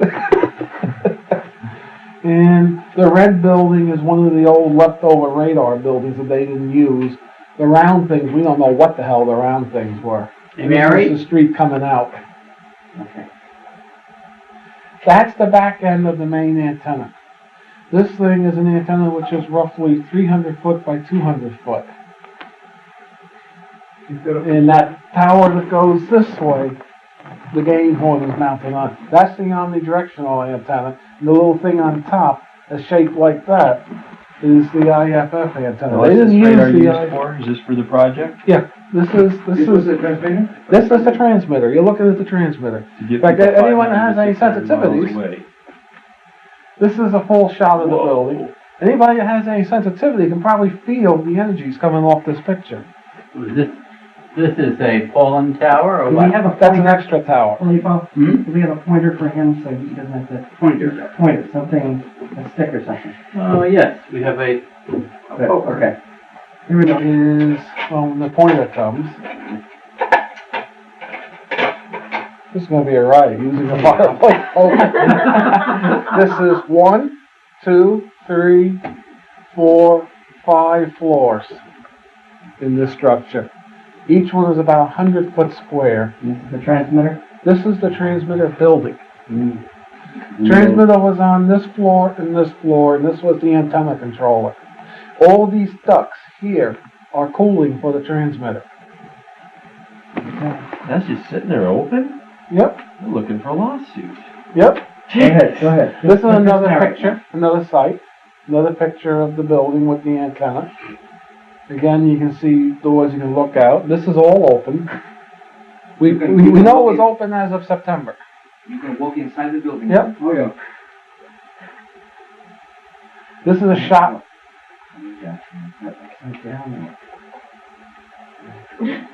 Alternate reality. This is just essentially background. Let's keep going. This is another one of those round structures. What they did with these in the project, if anything, we don't know, and they didn't look maintained. You can see it's all rusted over here, here, and, but you can see that other building was maintained. This was like about 85, these pictures were taken. Okay. This is a shot from the roof looking up at the antenna. This is a catwalk. People walk here. You can get an idea of the massive size of this thing. This is the antenna? This is the antenna, transmitting antenna. This is shot out over, that's the ocean, from the roof of the building. Okay. Then change a bit here. This is the group. This person should be familiar. That person should be familiar. This is my friend Jeff that comes up from Maryland. That's the guy that plays Rambo running around the woods. Now those buildings in the back? That's two of those round buildings. You can see they haven't been maintained. Look at the doors here. Yeah. Did you go inside of them? Yeah. And you couldn't tell what it was all about? There isn't anything in them. Nothing in them. Those are cleaned out. And those buildings you can still walk in now? If they haven't boarded up, sure. I don't know. This is a picture of what they call omnidirectional antenna. This is what the antenna they use. In fact, if you look, you see all the wires feeding in, all the coax cables feeding in. This they use to send out a signal, but we believe they use this more for picking up signals. This will pick up a return from the person that they were targeting. Because it has one huge cable that goes up to it and a bunch of little cables for receivers. And they control the different dipoles on this. Okay, let's go. This is a general shot of the antenna. That's the gain horn. See, they were first focusing this so the signal will go in, bounce off, come out. But they finally realized that they didn't want the Hertzian component to reflect it, so they positioned it so the gain horn pointed right at the subject. That's the way they eventually developed this thing so it worked right. Outside? Outside, yeah. The subject was outside? The subject was in another building that was downrange. The focal point was at that building. Yeah. This is a distance view of the thing. You can get an idea how massive it is. What are these dimensions approximately? 300 feet by 200, 150 feet. 100 feet this 125 way. tons for the antenna and 125 tons for the control mechanism on the roof. That's the pedestal here. 125 tons each. This weighs 125 tons, and this is about 200 tons. Did you help design this transmission antenna? No, that was part of the Sage. Okay. A white dot shot. But this is interesting. This is essentially the main building. This is a transmitter building. This is the control center where all the computers were, and this was offices. Where was the subject? Down the hill that way. Okay, in another building, yeah. Now those buildings are still there. Are they open? Yes. This one is open. I'm told this one is open, and this one is open, and the powerhouse is open. This is a distance shot. You're 2 miles away here from the building. Montauk Highway. Same thing. You're 2 miles away here. I don't know what that is. Oh yeah, you're further away. This is now this is in the town still. This is like about 5 miles away here. That's the building. And no telephone. What about this camera? This building here is where they had the subject. This is how many people know what the planetary grid is? I know. Yeah. This is one of the cross points of the grid. Wow. You stand here, you'll feel the grid. And it's still there. Yep. That plot of land. And if we have the right picture, you'll see they arranged the buildings around the cross point like the Indians arrange mounds of rock around the cross points. These buildings tune the cross point. But they focused, if I remember, on that building, was where they had the subject. You know, these buildings are Duncan verified that that's where he was. Okay. Duncan has a tendency to flip when he sees stuff like this. Okay, let's go to the next one. That's me. Standing next to the radar site 5 miles away. And you see my welding glasses. Yes. Another shot. You can go on. That's extraneous. Do these power lines go straight to that Yep. location? They go straight to that And all location. they are is to carry Those high tension, wow. Right here, you can see the high tension lines. are they still active? Oh yeah. Those are what supply the point. Okay. I mean, are they active? Here's a to picture that of the point? pedestal. These are motors. 4 of them. The motors are gone today. This is on the roof. This is on the Okay. roof. Motors are gone? Yeah, someone took the motors. How? I don't know. And how they got them down, right? Oh, that's on If top they of the pushed them building. off and let them crash, there'd be big crevices in the ground, but we didn't heard of any crevices. Train freaks may have taken these, but these are the same motors that run the big locomotives. This is a picture of the gain horn. This is the thing, this is about the size of my Volkswagen Rabbit at the time. This is what actually sent the signal out. It went out like this. More weight guide went down the catwalk and went into the building. We're looking at it sideways. Yeah. Right. Oh, there's the UFO landing pad. That was a landing pad, right? What is that? That's the only one of these round little buildings that's maintained. Oh, right. What is the paint building? Okay, that's an old radar building that wasn't maintained. This is the main operations center. This is where they had all the computers. And the chair was right below this building, we figure. And then that's the office building there. That's where Jack Pruitt and what's his Now, face? which building was the subject in? Can we see it there? Huh? Can we see the building the subject was in from here? No. Okay. Another same area, essentially. But you notice these are not maintained. This one's nicely maintained. Some people believe thoroughly that they landed UFOs here. This is a shot of the lighthouse from the roof. Well, the lighthouse isn't far away. No. Wow. One of those two little Buildings? Maintenance buildings of some these are sort. maintenance buildings. I don't think they've been The used structure in on the years right, and what years. is that? That's the same. That's the red radar site. They had a big bubble on top of that at one time, but hasn't been there for years. Same shot, just different lens. This base had been constructed in World War II or something like that? No, after the 50s. After. Looks like we just had that shot. No, this is the No, it's a little view of. It's still a Yeah. little- He took a lot of shots. Yes, Jan took tons of shots. What is this? That is what's left of the old Fort Hero. There was gun emplacements in there. There's a emergency generator in that building now, or there was, closest I could figure from the wiring. Where were the 4 megawatt generators in the You'll see there? No, you'll see him. Go on. That's another shot of the red building. Why a pink building? Which was the building where there were marks, you say, on the walls? All of them. I don't know if we got good enough detail to see them.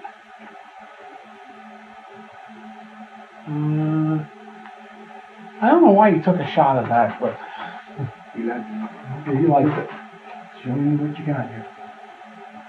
Same thing. Yeah. Gonna go in a distance. Or I think the screen's that's the okay. Mont Bell Tower. He took a shot of that too. all right, Felipe. He took a shot of that one. The Mont Bell building, of course, is at the base of it. Something new and different. I never understood why. Oh yeah, this is a maintenance shed. This is the diesel tank that ran the generators.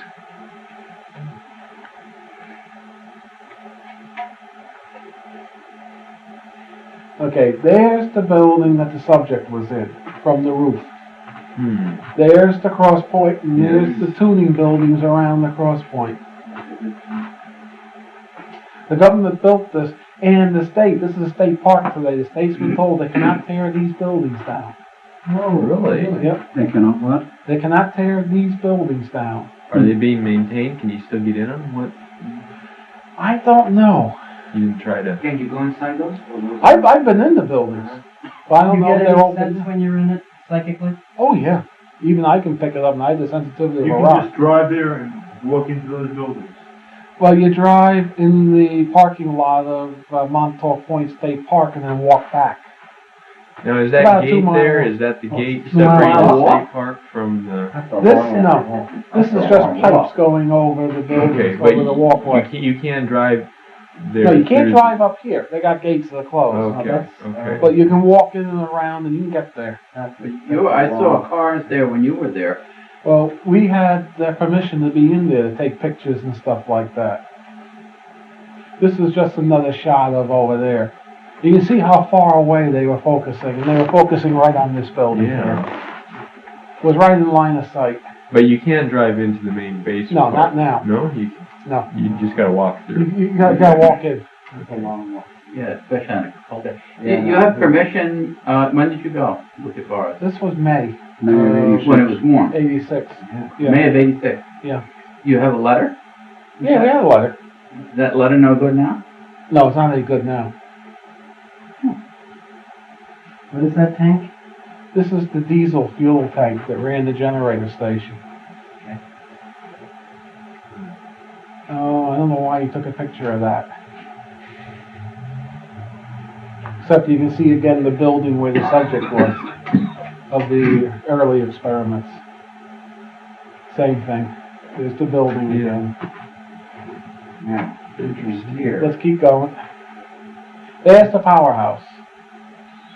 This thing has 4 huge diesel generators, and you can see the cooling towers for each. They used 2, they had 1 ready to go, and 1 was being repaired. How big were those things, would you say? Megawatt. I mean, how big? How long? High? Size of a locomotive. They were locomotive engines, essentially. Really? Yeah. Now, if the power went out coming in on those trunk lines, though, that wouldn't be enough power to power this Well, they vortex, would it? originally used this to run the station, but what happened, they discovered when they turned on, it created such time disturbances, it gave the generators the heebie-jeebies and they went down. So they put the generators down permanently and ran off a loco. Right. But the generators had the heebie-jeebies. This is another shot of the power station. Oh, you were really in there. Yep. Another shot over, I think this is the bay between the forks. Same thing. With the antenna in?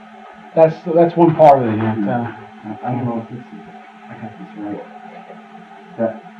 That's a shot of that other gantry from the roof. You saw that thing next to my car. Yeah. You see, that hasn't been maintained either. Do I have it right? Yeah. Yeah. Is it There's down? stuff strewn all over this base. Now, are you saying that this 30-foot creature was doing stuff to things like this, or no? Yeah, we think that was part of it. Ripped it off, you mean? Yeah. If I see anything that's obvious, I'll let you know. Oh, no, there's not a whole lot more here. Yeah. There's a lot of duplicates that I didn't use. No, that's nothing. You've seen that. Now we go inside. Yeah, okay.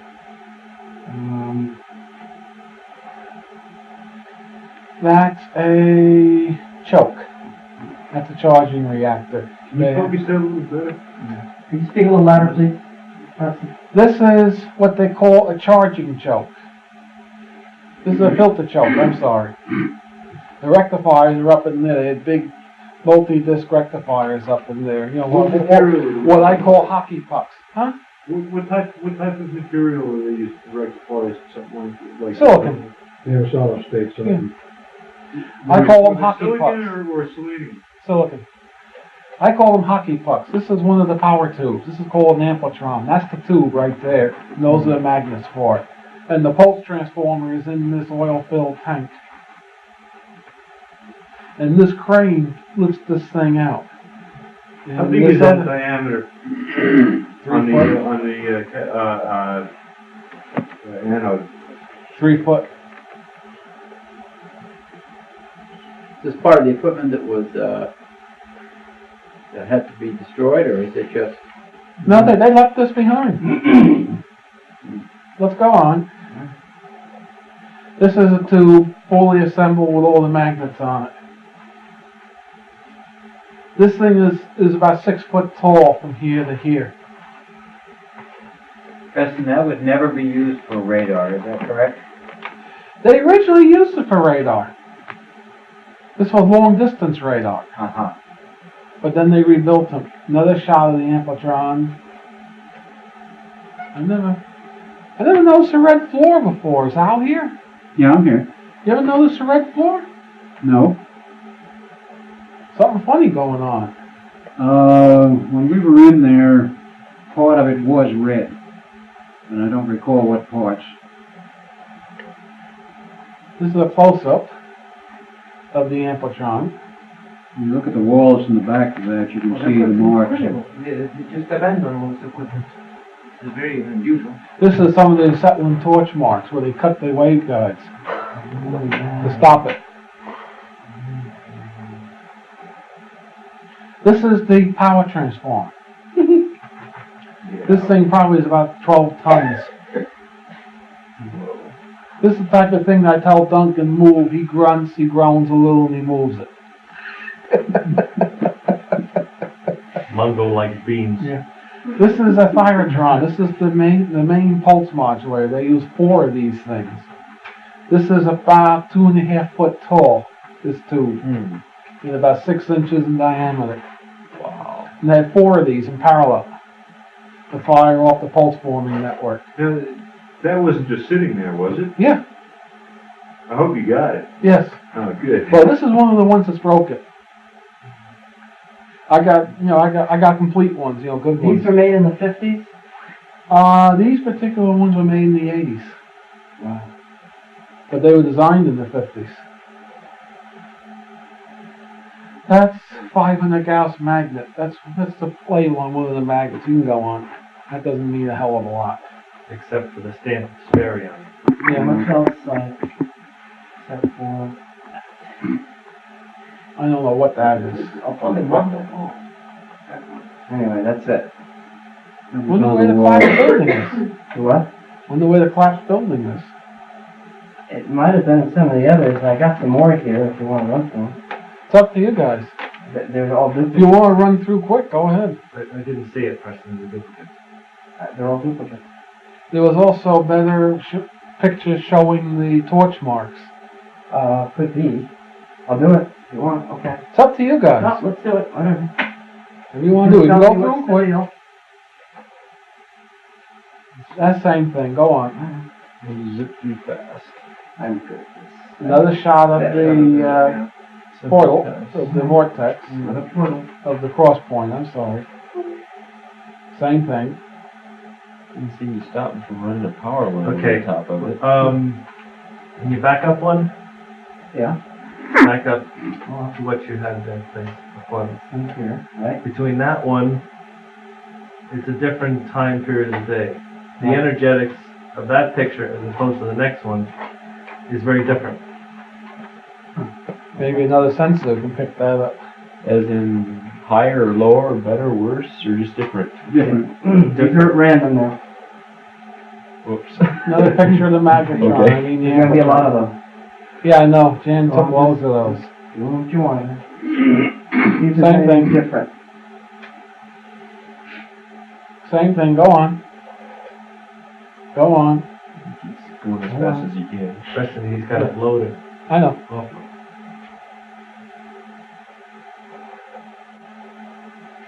That's another shot of the more power welding shots that you see. Those insulators. No. Big?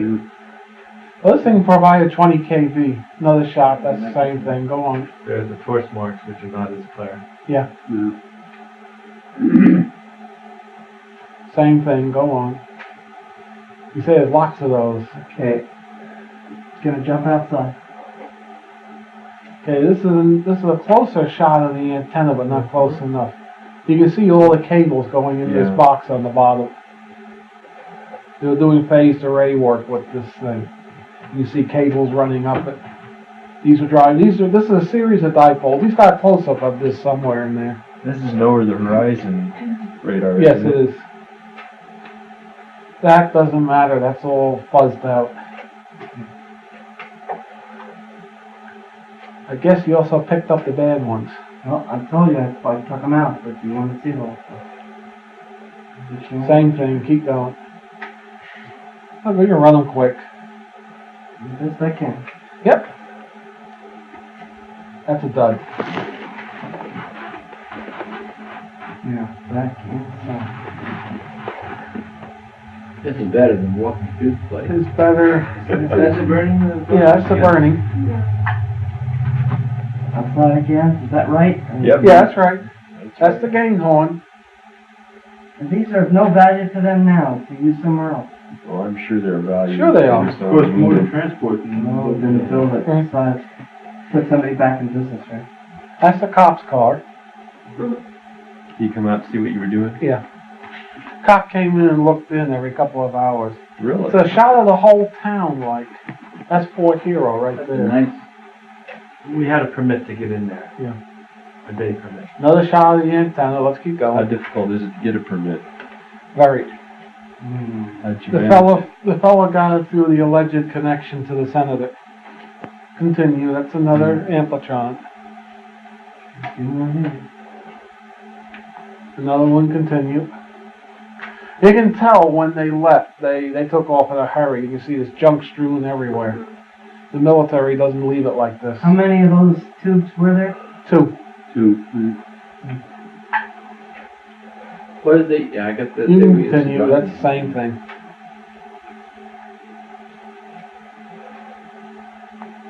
It's another shot. That's welding torch up there? Yeah. There's 2 big ones. Big one here. Notice they're always where this would turn and go up. What were they cutting at? Was there something coming out of the wall? Yes. The weight guide went up like this. This thing was quite disassembled. I wouldn't cut that thing running. I wouldn't want an open waveguide. I wouldn't either. How? I wouldn't. Ooh. Another shot of the tube. I can assure you I didn't cut it apart. Another shot of the tube. Big deal. They probably ordered some private to do it who didn't know what What was if going things on. like this No, cost? Pruitt himself did. Huh? Who did? Pruitt himself did that? Pruitt himself cut it apart. Jeez, he must have been desperate. What would a tube like this cost?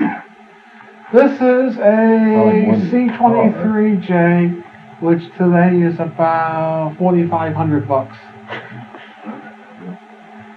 Another shot of the amplitron. The amphitrons are a little more expensive, yes. Yes. The amplitron is worth about $250,000. Each one? Yeah.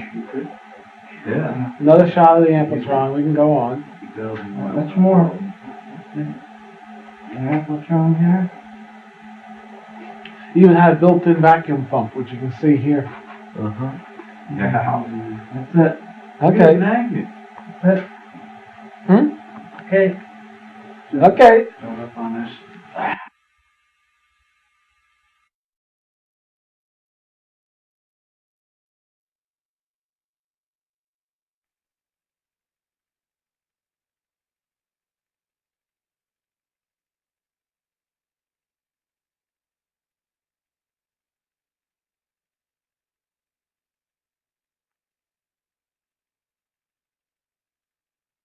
project which started this whole business off, so far as I can determine.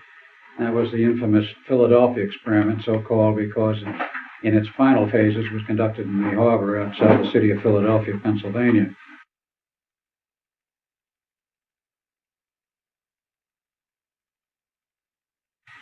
It originally began back, I'll condense this quite a bit, it originally began back in the 30s in Chicago with three people, Dr. John Hutchinson Sr., who was the dean of the University of Chicago, Nikola Tesla, and a third man by the name of Dr. Kurtenauer, who was an Austrian physicist who was apparently on staff at the University of Chicago. They decided about that time to try and do something about all of the speculation rampant at that time and for years prior about things like invisibility and how could you possibly make an object invisible and so on. They got together and researched the thing and did some work at the University of Chicago around 31, 32. In 33, the Institute of Advanced Studies at Princeton, New Jersey was formed. And the project was transferred there probably about 34. One of the first people on staff at the University Institute of Advanced Studies was Dr. John Eric von Neumann, who was from Hungary, Budapest. He had his degree about 1925 in chemistry and 26 in physics, PhD in math. Taught in Europe for about 4 years, then transferred to the United States. He taught at the graduate school at Princeton for 3 years and was invited to join the Institute. Other people at the Institute, of course, included Albert Einstein, who left Germany in 1930, went to the California Institute of Technology for 3 years, taught there, then went to the Institute upon their invitation and acceptance. A lot of other people showed up there as time went on. But the project expanded about 1936. In the meantime, of course, Tesla was named as director of the project because he was a very good friend of a certain gentleman in the White House known as Franklin Delano Roosevelt, who he originally met in 1917 when Roosevelt was the Secretary of the Navy, and Tesla was asked at that time to do some work for the government, for the war effort, which he did. And they maintained their friendship. When he became president, Roosevelt, insofar as I can determine, called him down to Washington and asked him, well, how would you like to work for the government again? And since he was not terribly flush with money at that time, namely Tesla wasn't, he accepted, became involved with this project insofar as being the director was concerned. He had already been involved. And he became and retained his position as director of the so-called Invisibility Project until he resigned or left, however it occurred in 1942. 1936, with their studies in the labs there, they decided to have some kind of an early test. They had partial results, which means they had partial invisibility. The Navy was encouraged, everybody was encouraged to continue. And of course the Navy had been funding it almost from the beginning in terms of doing things like giving them little research money and grants and that sort of thing.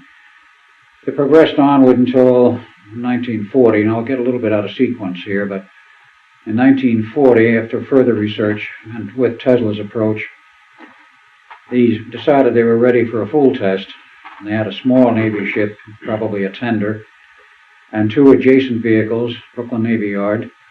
And the two adjacent vehicles provided the power and the basic drives for the coils and the equipment they had on board the tender, with cables from either side, and the idea being if they're in the area of the Brooklyn Navy Yard with the cables, if something went wrong, they could cut the cables, and if they got desperate, they could sink the ship. Well, nothing of the kind happened. Everything worked, and the project was declared completely successful. But the important point of that 1940 test was there was no one on board the test vehicle. It was strictly a dry run, no people, no personnel. It's important because of what happened later. Now, in the meantime, other people came on board. There was a Dr. Gustav Le Bon, an associate of von Neumann's, who became a close associate. There was a Dr. Clarkson, came in about 1940. Additionally, also came a T. Townsend Brown, who had had a strange history I won't go into. But he was joined the Naval Reserve about 1933, and about 1939 he was tapped on the shoulder for active service by the Navy, and they wanted him specifically because of his background in gravity, gravitics, high voltage and such, to work on the problem of the German magnetic mines. He was given the status of the head of a department to develop countermeasures for the German magnetic mines and other mines, minesweeper operations for the Navy. That became important because this led into a parallel project, the degaussing project of the Navy, where they developed the so-called degaussing cables to explode the magnetic mines at a distance quite safe, quite far away from the ship. Normally they'd be triggered by the magnetic flux of the ship's general mass, which would concentrate flux lines at a certain point that would trip the mechanism, and of course, ideally the magnetic mine would be tripped under the hull and of course below the ship to kingdom come. If you provided a strong, powerful magnetic field, it would trip the mine's sensing mechanisms at a safe distance and would be harmlessly exploded. That project was actually separate from the invisibility project, but was also parallel in the sense that much of the same technology was involved. Now, I became involved with this thing. I'll have to go into a little bit of a personal history. We'll again try to condense it because we are, I think, running a little late, but whatever. Quite aside from my legal name, which is on my birth certificate of Felix, I was born in 1916. The best that I've been able to determine from my own memories and what comes up, 4 August 1916. I was born Edward A. Cameron, and in 1917, I believe 15 May, this guy was born in his original body, Duncan Cameron, or whatever they called him at the time. And we were born into a family with considerable amounts of money, not really wealthy, but they were well off. And we didn't hurt for money, we didn't hurt for the means for an education. Came time we went to school, he wound up in the University of Edinburgh, Scotland, according to his readings. Took a PhD in physics in 1939. I, in the meantime, went to University of Princeton, bachelor's and master's degree, and so far as I can determine, again, from memories, took a PhD in physics from Harvard in 1939, both of us in the summer. It was arranged by our inimitable father, who had a great deal of influence with the Navy and apparently political clout in various sections and parts of the government. We do not understand how he got these connections. We don't know anything about them. There are no documents to show this. He himself served in the Navy in World War I, apparently as an ordinary recruit, did a 20-year stint, retired. At what status, we don't know. Again, the retirement papers are missing, the separation papers. We do not know whether he got involved in intelligence or not, but it would appear that he did because of the subsequent events. He didn't work, from everything we know from that point on. He had money from the family, and he became an ardent admirer of sailboats and decided to build his own. He built one, raced it, took some trophies, would sell it and build another. In between, he was traveling back and forth to Europe, and as had been previously mentioned, he became involved in the smuggling of German scientists, Jewish scientists, out of Nazi Germany into the U.S. This ceased in 1939 when the Cold War turned to a hot war. But he had connections. We don't know how they were obtained, where they went, but it was determined that the two of us would become part of this project. When we finished our education, we were invited to join and to enlist in the Navy. We were both given commissions, September 1939. And we then did about 3 months at Provincetown, Rhode Island Academy, the naval officers. In those days, they did the so-called 90-day wonder business. But we were already fairly well prepared. We didn't go through Annapolis or anything like this. And then we were sent to the project. We were there in 39 up until, for a period in 39, then through in 1940. At the time of the test in the Brooklyn Navy Yard, we were on board at the Princeton Institute of Advanced Studies, and we also had, at that time, officers in the Philadelphia Navy Yard, which again became rather important later. But we did a lot of shuttling back and forth as part of our job. And one of the reasons why we were chosen was that the Navy wanted 2 people to represent their interests and keep full tabs on what was going on in the tests and the development of the program, who were technically competent to report in detail what was going on and to report to the Navy in the appropriate reports which they required. exactly what was happening in our technical commentaries. And that's why the education. There's also another aspect of this involved, that aside from Tesla, who did not have a good formal education, he started out, but in 1979 his father died, and his first year in the university was terminated, and he had to go to work. Came to the U.S. in '84. He had enormous insight and an incredible intuitive insight, and solved his problems in that manner very competently. He had a perfect track record. But unlike Van Neumann had a PhD in math, and his mathematical background was in the turn of this century. And before he came to the United States, he met a number of other people. J. Robert Oppenheimer was in Germany at that time. He became important because at a later time Oppenheimer was involved with the atomic bomb project, but not with the invisibility program. Additionally, he met Dr. David, what was a mathematician's name? Hilbert, who was a genius of a mathematician. He developed all kinds of new math. He was essentially contemporary with Van Neumann, who was born in 1905. Hilbert was born about 1912. And he had a PhD in math, but he developed whole new systems of math, about 5 different varieties, the most important of which, and for which he was well known, was the so-called Hilbert space. And this was a new means of describing mathematically multiple realities, multiple space, which became very important to the project. Van Neumann met him about 1925, 27, in that period, and took a lot of Hilbert's work and ran with it. And Van Neumann, in turn, developed all kinds of new systems of mathematics of his own. He was also known as a real genius of a mathematician.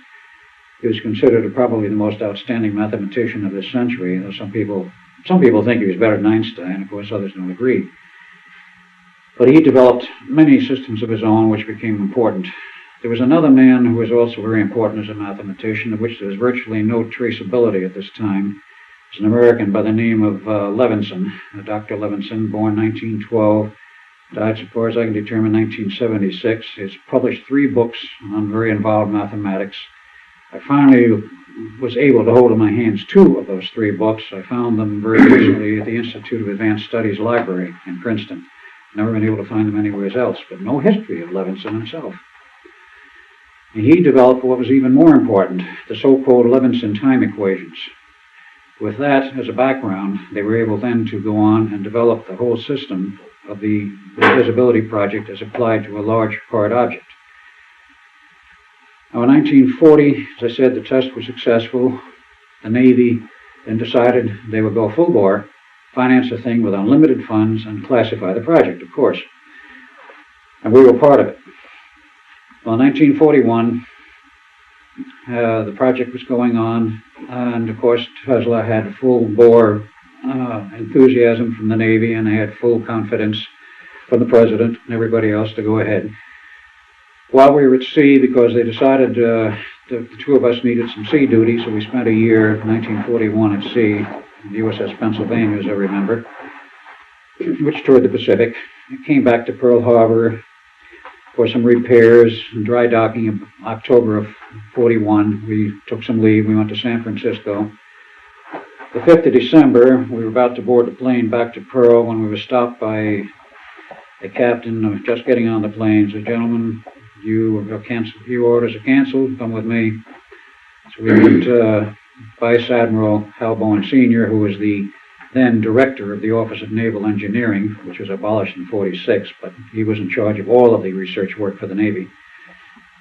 And he told us, "Gentlemen, you may as well know, we will be at war with Japan within 48 to 72 hours. We expect to hit Pearl Harbor. You're not going back there. You're too valuable.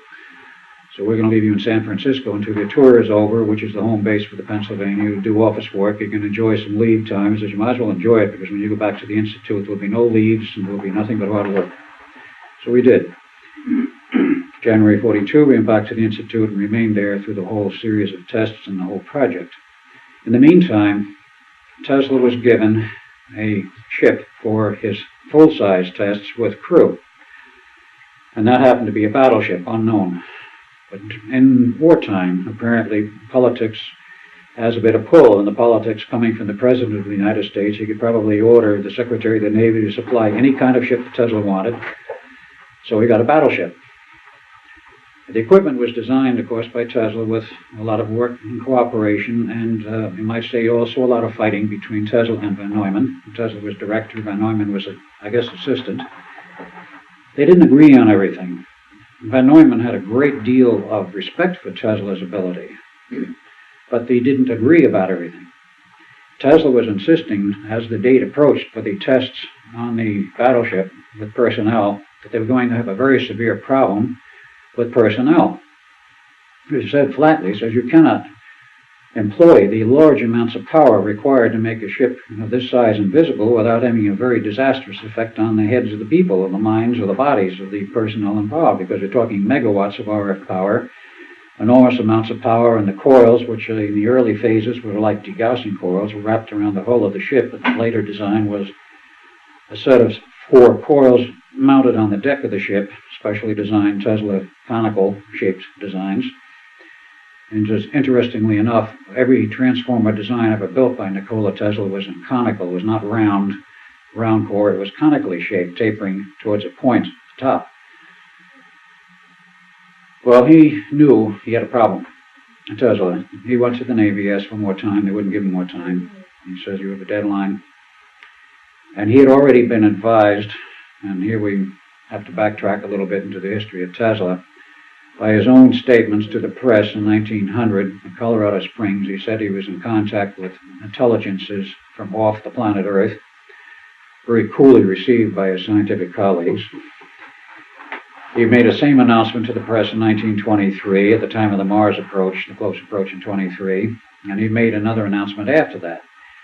And according to 2 people I know personally who worked with Tesla in the period in the late 30s and the early 40s, he had a great deal of RF equipment in his New York labs. He had 2 of them, actually. His residence at the Hotel New Yorker and a receiving station there.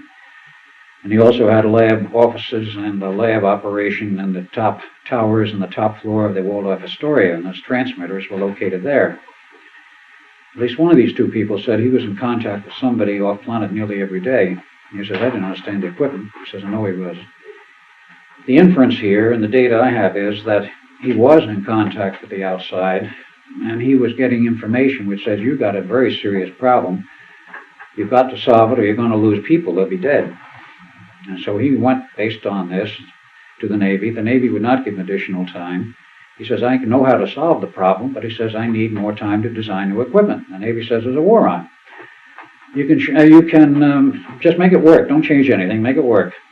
You got a deadline. So he took the only way out he knew, and that was to sabotage the project for the test which came up in March 42.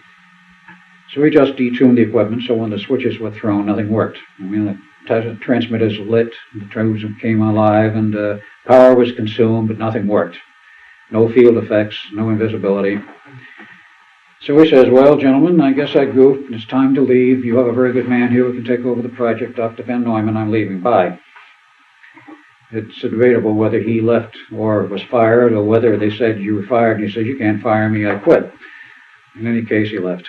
And that was the end of Tesla insofar as that project was concerned. What year was that? That was 1942, March. Van Neumann took over, and he looked at everything. He said to the Navy, he says, I've got to make a study of this. It obviously failed. He says, I don't know what's wrong, but I'll find out. He says, I need time. The Navy couldn't say anything. He said, give him the time. So he went ahead. We were working with him at that time. We were back and forth between the Philadelphia Navy Yard office and, of course, the Institute. I don't know where we spent more time, probably the Institute.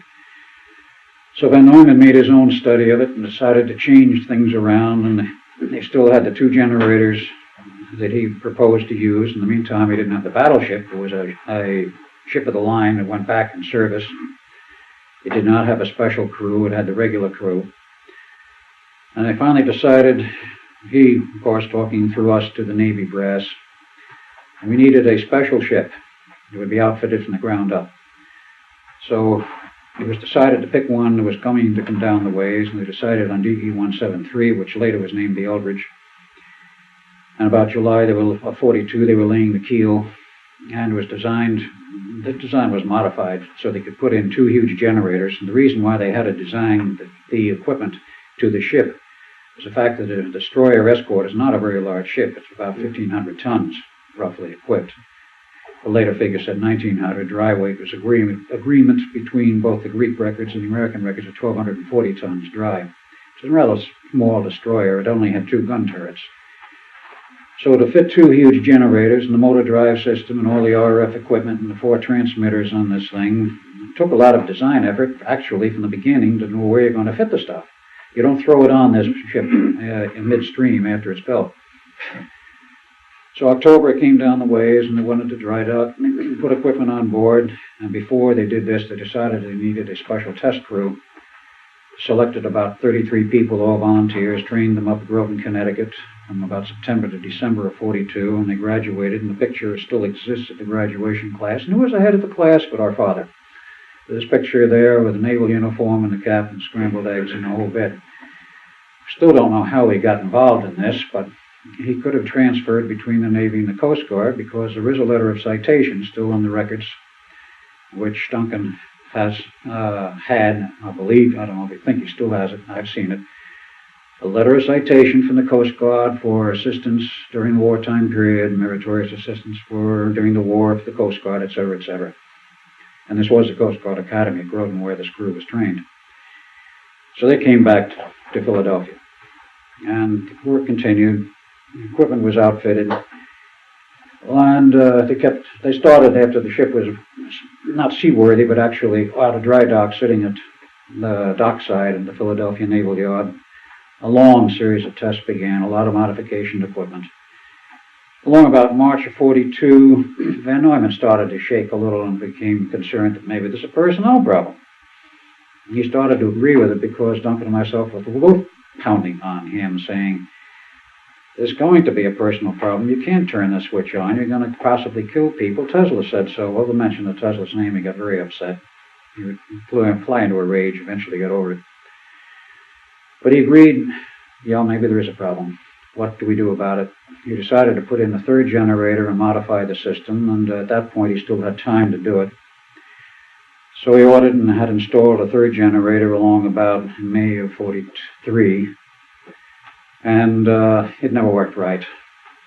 It wouldn't sync with the other 2. The other 2 generators, I might add, were driven off a single motor and a gearbox, right-angle gearbox drive with special electronics to synchronize the generators, because with a motor of about 750 horsepower and a gigantic gearbox is required, those gearboxes were sloppy. You could not mechanically synchronize the generators. They had to be an absolute electrical sync, so that was accomplished by other synchronizing means with special cabinets.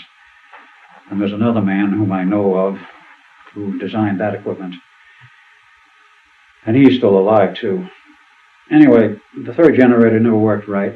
And finally, it went out of control one day and zapped one of the individuals who was assigned to us as a technician, a Navy man, first-class specialist.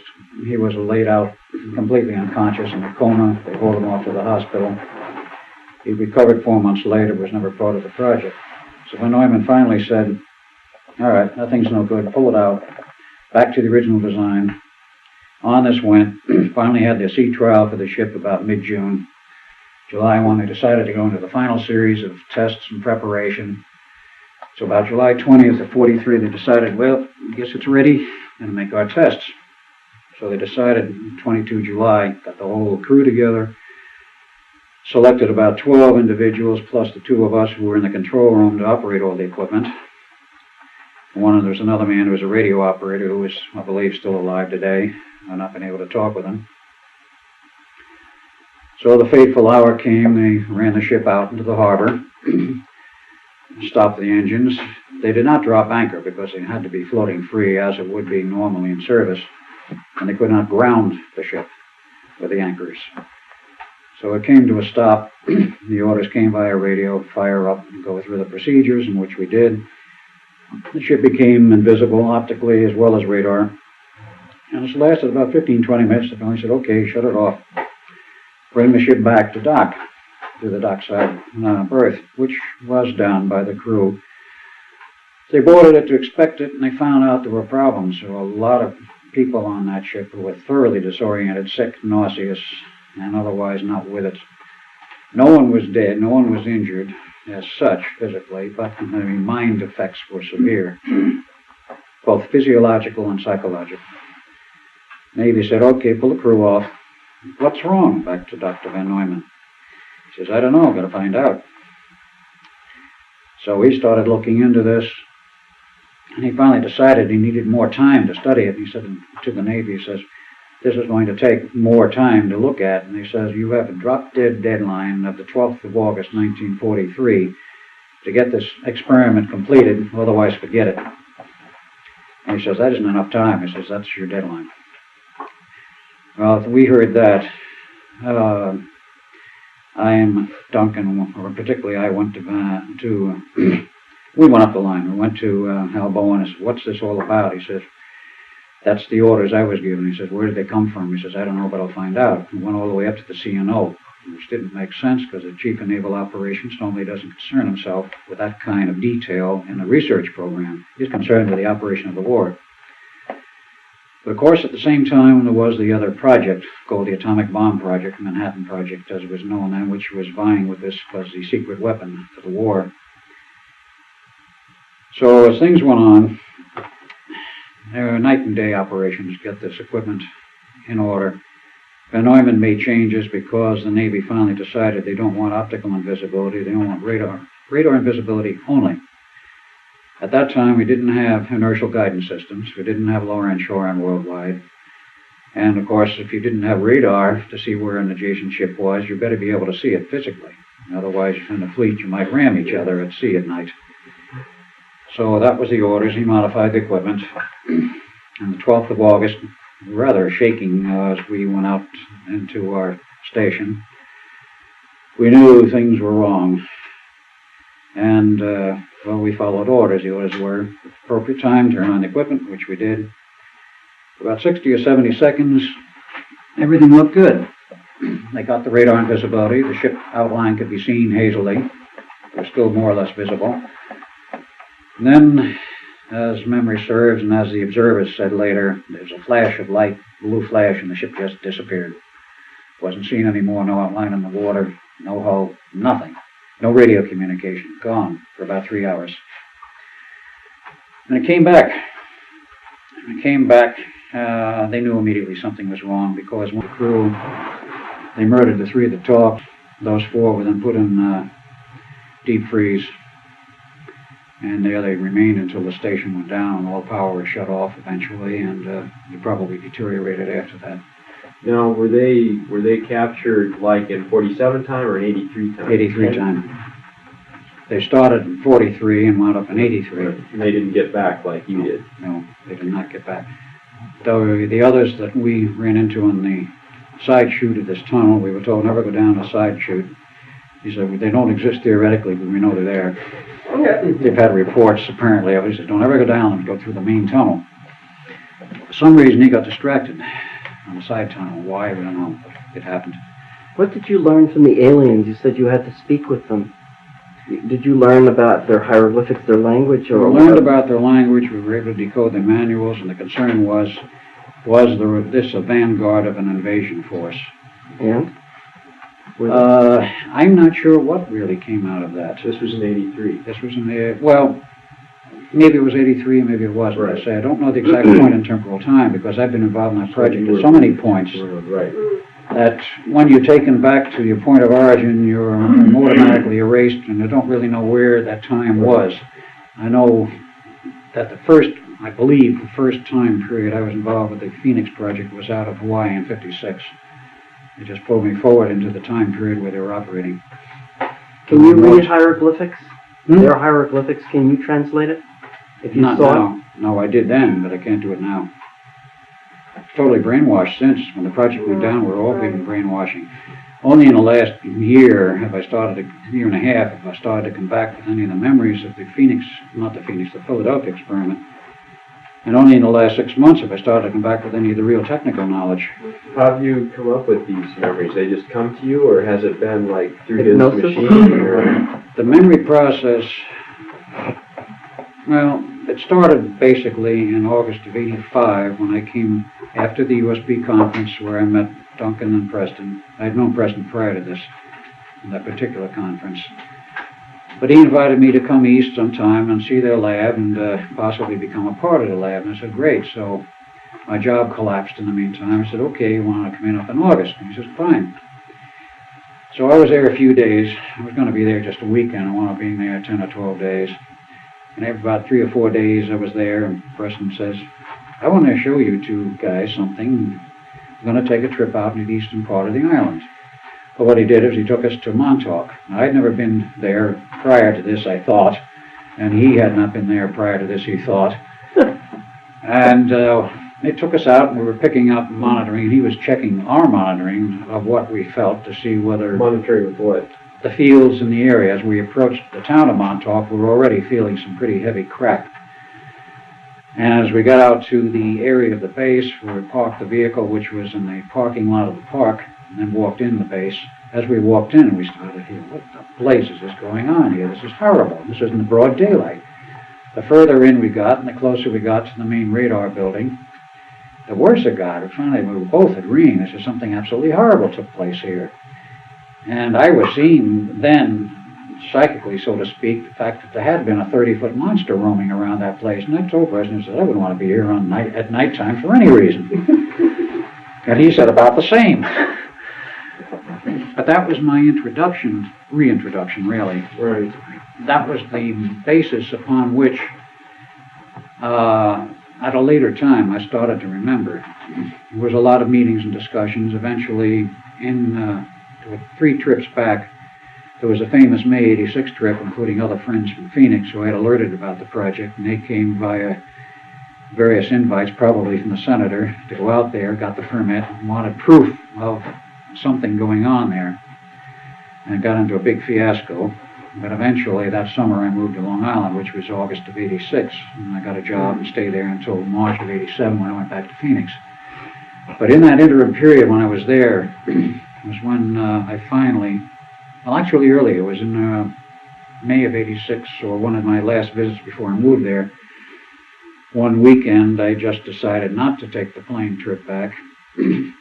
He kept insisting, I was there on the project, and I was one of the important cogs in the project. I says, not me, it must have been my double, because I've had a lot of problems for years with the double.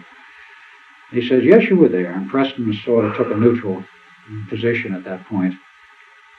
And I said, no, I wasn't. He said, yes, you were, and then finally one Saturday afternoon, I said, okay. Duncan said you were there. For the sake of argument, to myself, say, okay, I was there.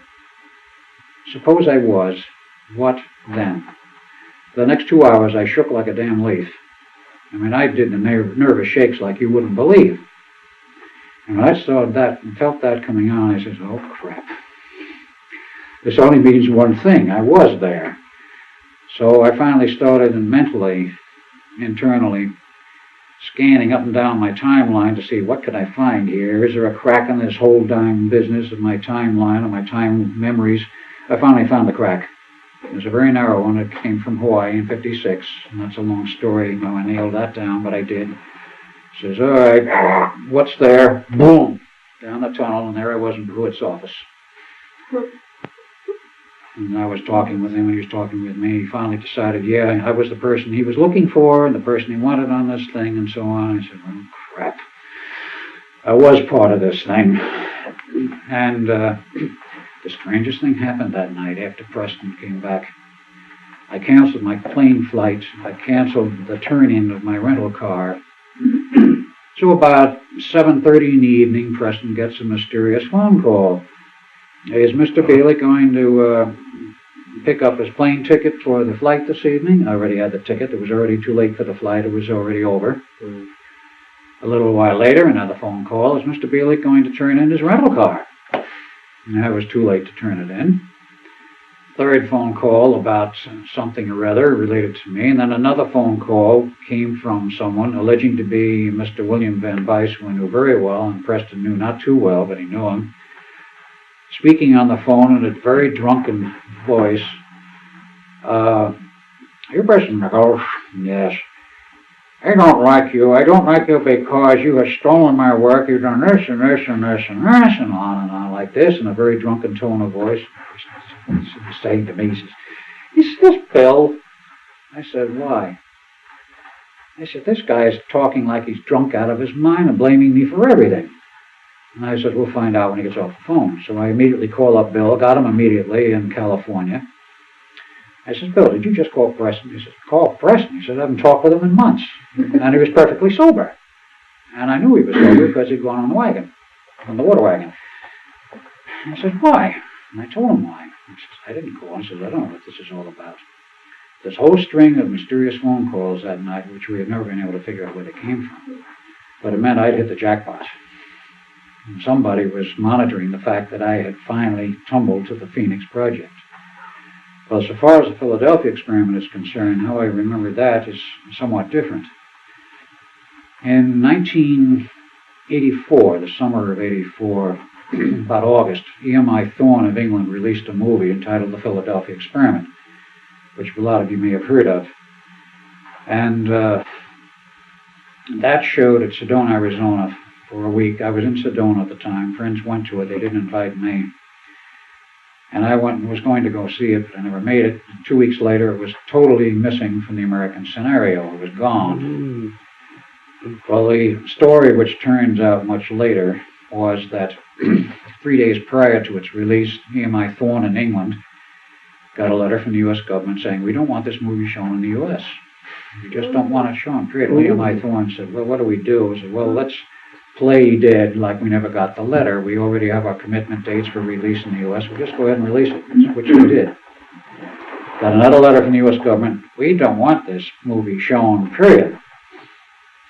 So EMI Thorne couldn't ignore the second communication, so they fired back, and if you want it stopped, he said, you're going to have to get a federal court order banning it. And he says, we will. And they did. Banned for 2 years. In 86, they got a counter-injunction by releasing the first one, and it was shown from that point on, from 86 on, as a tape. Can that be proven? Because, I mean, if there was a federal court order, it should be a record. It should be, but we haven't pursued it. And this is the information which basically Preston turned up because he became involved in this thing for another reason. That's very unusual for a science fiction movie. Yeah, for a science fiction movie, right. Well, in any case, came December of 87. About 4 a.m. one morning, I was watching HBO. I just happened to tune in on the tail end of a movie which they had shown, and they said, well, for our next feature tonight, we will show the Philadelphia Experiment. The ears went up like this, and I said, oops, I'm staying up to watch this thing, because I had not seen it and wanted to see it. So it went on from 4 until about 6 or sometime with commercial breaks and all of that. When they first turned this thing on and started going through the initial sequences and the two main characters in the movie, I looked at this thing and I was turned inside out. I said, what the shit is this all about? What does this mean to me? At that point, no memories. After 4 viewings of this video, it started to come back. It had literally had to hit me over the head 4 times before the memories finally started to come through. And at that point, he hadn't even seen the movie or the video. In March of 88, there was a music festival in Lexington, Kentucky, called EKU Music Festival, Eastern Kentucky University. We all went down to it. And I brought the video with me. I bought it in the meantime. And I said to Preston and Duncan, I said, let's get a video player, because they had TV equipment in the motel rooms. I asked Duncan, you ever seen it? No. He said, would you like to see it? Yeah. So we rented a video player. I showed it to him. He went absolutely inside out when he saw this thing, particularly one sequence in the end. He tried to crawl into the light outlet. Literally. Threw furniture around, crawled under the little table between the 2 beds. Preston? Yes, Preston. When he gets disturbed, it becomes physically very violent. I mean, he can smash furniture. And he didn't literally try to smash furniture. He got thrown, tossed. He tried to crawl on the light outlet, and I said, Duncan, it's over. He says, come on out of here. And I says, well, so I guess one could learn to live like this. And he crawled out from underneath, and we tried to figure out what was this all about. Well, every time he's seen the movie since, he's turned inside out, a little less each time. The last time I showed it was quite recently, during the period of my trip here, and he was getting quite upset even during the showing of the same sequence, which is near the end of it. And it has a very, very powerful impact for him. It does for me too. What is Duncan's original birthday? His original birthday? Yes. 15 May 1917. Okay. And then, and 1917? Yeah. 1917. And your original birthday? For August 1916. At that time, what was the relationship between the two of you? Brothers, half brothers. Okay. Because we're the same father but different mothers. And the same relationship has continued because I'm still basically in my original body, though he's not, but he was reborn into a body by the same father. It was actually the last child that the father had. What incredible lives you guys have had. It's incredible, I know. I've tried to prove it. Now I'll go into this a little further. I've tried to prove my records and backgrounds of education, where I was and so forth. Nothing. I can find nothing. I spent a lot of time at Princeton. And I can find absolutely nothing except when I go through the yearbooks for 36, 37, 38, there are faces in there I recognize quite strongly. I've not attempted so far to contact any of these people because most of them are from the East Coast. But your face is not in that group of pictures? No, I'm not in there at all. No trace of me. And you should be? Yes. But in the class picture, they can't take out a picture if it's a class picture. Oh, sure they can. Oh, yeah, they can alter it. They sure can. Now, I could be, this is another thing, in the total class picture of the graduates, it's very difficult because of the size of the class and the way they take the picture to pick out an individual face. That's what I'm referring to. It'd be very difficult to pick out an individual face out of that total class picture unless you had the original print. The way they reproduce it in the yearbooks, they're good quality, but they're not the best. Only the people up front usually are clearly discernible. And the classes were quite large then. But I could find no trace. I could find no records. I tried going through to see if they could find a thesis under my name. Nothing. Well, what was it in? Was it in engineering? Was it in physics? Well, it would be in the engineering department under the professor who sponsored you. And I said, who the blazes was that? And I haven't gone up to the Harvard end yet, but I'm sure I'd run into the same brick wall up there, though I remembered exactly the names of the professors I used to understudy in the lectures was Souden and Sauberg. And according to Preston, they were still there 11 years ago. And this is remembering from 38, 39. Does Duncan remember this? No, he went to University of Edinburgh. Now, though I do remember he came down when our father was sick once. He came down, flew back to the States, and stayed about a week, and I invited him to come up and come into one of those classes just to see these two profs who were so outstanding in their teaching of physics at that time. They had enormous classes. I mean, these were lecture hall type things, but they had an enormous following, an enormous number of people because he taught physics in a very interesting and very understandable way, even though they were going in the deep end of the stuff for their PhD. They had an enormous amount of interest and enormous following, and they were very, very popular teachers right up to the point where they retired. And both of you served in the Navy and were brought in by your father. That's right. Father's dead. Into the Philadelphia experiment. You then moved forward in time to 83. Right. And then you went back. We both went back. I stayed back. He went back to 83. He returned back to 83. So.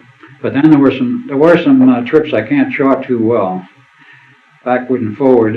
And there's in one of those trips which were involved as connected from the original Philadelphia experiment, though he was back up in 83, there was a side trip. It was connected with that UFO business that came through with us, in which we got trapped and he lost his time locks and he died. But did you live through the 50s and 60s and so on, or you skipped that time? Oh yeah, I did. I lived through that. But Duncan didn't, right? He was reborn in 51. I see, yeah. Duncan doesn't remember rock and roll music. I actually remember the introduction before, 62 or 63, I forget which. Rock and roll was introduced around the early 60s, wasn't it? No, I'm talking about he doesn't remember songs that go back before 63. Now, I have all that stuff in my CD collection. Hey, you remember this? No, I don't remember. I've heard it later.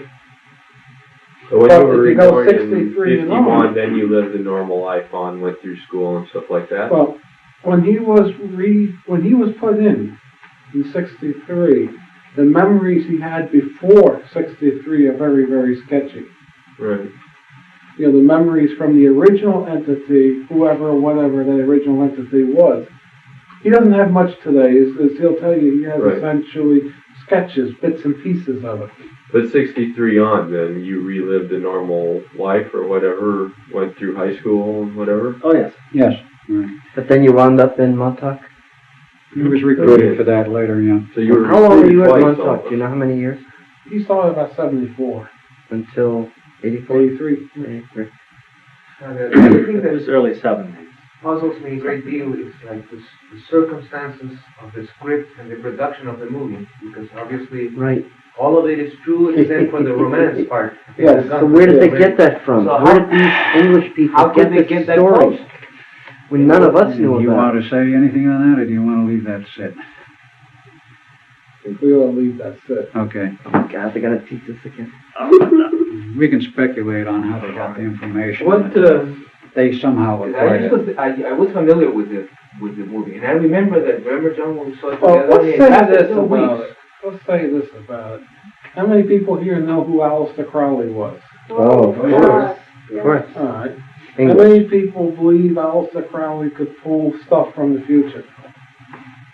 Okay, let's also, now, Yeah, maybe. Aleister Crowley would have needed a very strong witness. He drew the first grade. So they said, He would need a very strong witness in the future to pull this. Now, let's discuss a prior life that I have had. I was born in 1820-something into a family known as the Wilsons. I was Preston Wilson. Guess who my brother was? Marcus Wilson. And guess who is Marcus Wilson today? Do you remember? Yeah. Do you remember? Now, guess things never what change, eh? company the Wilson brothers owned in Britain, in Scotland? Thorn Industries. That's Thorn EMI. Guess who was also very heavily tied into the Thorn-Wilson connection? Aleister Crowley. Who is Aleister Crowley? I don't know. Oh, he was a dark magician. A very dark magician. He was a black magician Very by black. some people's descriptions. He was questionable, but he was into magic. The Lever 666, the Right. book called MAGICK, and this whole business. He was infamous the Golden in England Dawn. in the turn of the century. Yeah. Now, I know this because the historian for Thorn EMI came and asked me, did I have any idea why the name Preston B. Nichols is in the Thorn archives?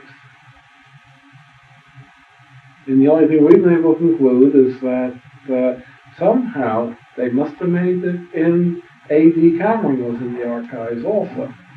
Somehow, Crowley, we think, through his abilities, made connections to he and I in the present and got the whole Philadelphia experiment story and recorded it.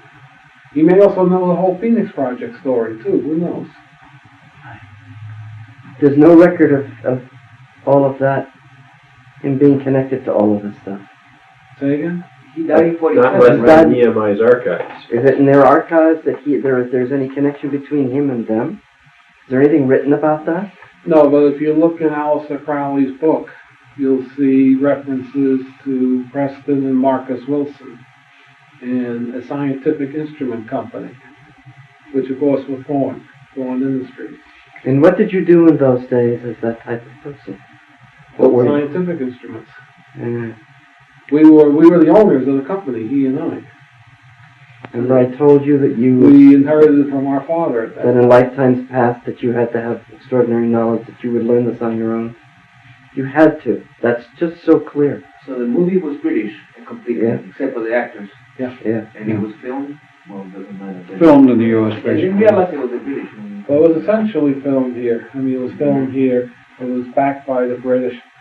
Because, first of all, the U.S. government wouldn't let any American company even start it. They sort of snuck it in under the nose of the government. I'd like to just ask a quick question. You know, with regard to these people that were dragged into this Phoenix program or whatever, Montauk, I've had certain stories that have come up as far as ufology goes, which may be related, of people seemingly getting into trouble and the government coming along and just getting them automatically out of trouble as if they meant something to the government, although no one knew what that was. Do you have any knowledge of that? Not today. Oh, okay. In other words, if one of these young people, right, who had participated in this really got some serious trouble later. Yeah, they could get them out. Yeah. You think they would? Sure, they can get anybody out of trouble they want. In order to maybe protect some people. With the way the CIA and NSA can erase all records of individuals, the CIA and NSA could get anybody they want out of any problem they get themselves into, even the highest crime in the land, murdering somebody. They could cover it up entirely. Nothing else, they could grab everybody involved and do the memory erase number. Just to change it around a bit, the CIA, NSA, all those people of power, they must be able to go into the future the way you guys did or can. Yep. And they must see that soon there's going to be extraordinary changes on this planet, and I wonder how they handle it. I wonder if these guys think that they could change time for themselves. They believe they can. They think they can, yes. And I don't know what we're going to talk about. Why don't you start with what Montauk was about, how it tied into the Philadelphia experiment. A brief synopsis, maybe, of the... Okay, first of all, I got to find the However, PowerPoint. you want to start with Philadelphia and then go to however you want. how it ties in. I first have to find the power cord. I got a place to plug this power cord in to start up the tape recorder. Go. There, plugged in. Alright, way back when. Let's start with the Phoenix Project. Phoenix Project is a carry-on from the Philadelphia experiment. That was a... Can you hear them? Can you hear them okay? That was a silly little project that the Navy did back in the 30s and the 40s, attempting to make a battleship invisible. They wanted to make an aircraft carrier invisible. They threw the switch one eventful day, and the ship went into hyperspace, caused all sorts of problems for the people on the boat. Navy said the thing's a huge failure, it's a huge success, but it's also a huge failure, and they shelved it. In about 47, it was decided, the government can't leave this thing alone. They got a wild effect that they wanted to study. So in 47, they reopened it and started up with what we came later to know as the Phoenix Project. It was originally the Rainbow Project. It was moved to Brookhaven National Laboratories, and Dr. von Neumann and all his associates, this was long before any of us were involved in it, started to replicate this thing. Out of the Phoenix 1, the early project, came the stealth technology, which I cannot talk about. Either of these two guys could talk about the stealth technology, but I cannot talk about it because of my job. And also came out all sorts of energetic little toys, such as radiosondes. What is a radiosonde? Well, if you remember all back when we were kids, we saw these little white plastic boxes that had a white bottle hanging down on it that they connected to a little red parachute, filled up a balloon with helium, connected the whole thing, and up in the atmosphere it went. The government told us, hey, this thing is a weather data package. It has a temperature sensor, has a humidity sensor, and it has a pressure sensor in it. And this thing will ultimately transmit temperature data, humidity data, temperature data, reference data. And the switching was controlled by the barometric pressure at the height by what they call the baro switch. This thing used a very unusual type of pulse modulation. In most cases, they used a CW, continuous wave oscillator, and pulsed the thing off. The pulse was pulsing it off. This turned out to be a very efficient conversion of electrical energy to etheric energy. Now, I very recently started collecting radiosondes. I don't know why, but I did. I walked in with a radiosonde, and one of the associates at Space-Time Laboratory says things are a weather control device. So, of course, that piqued my interest. I'd already known that the humidity sensor was terrible.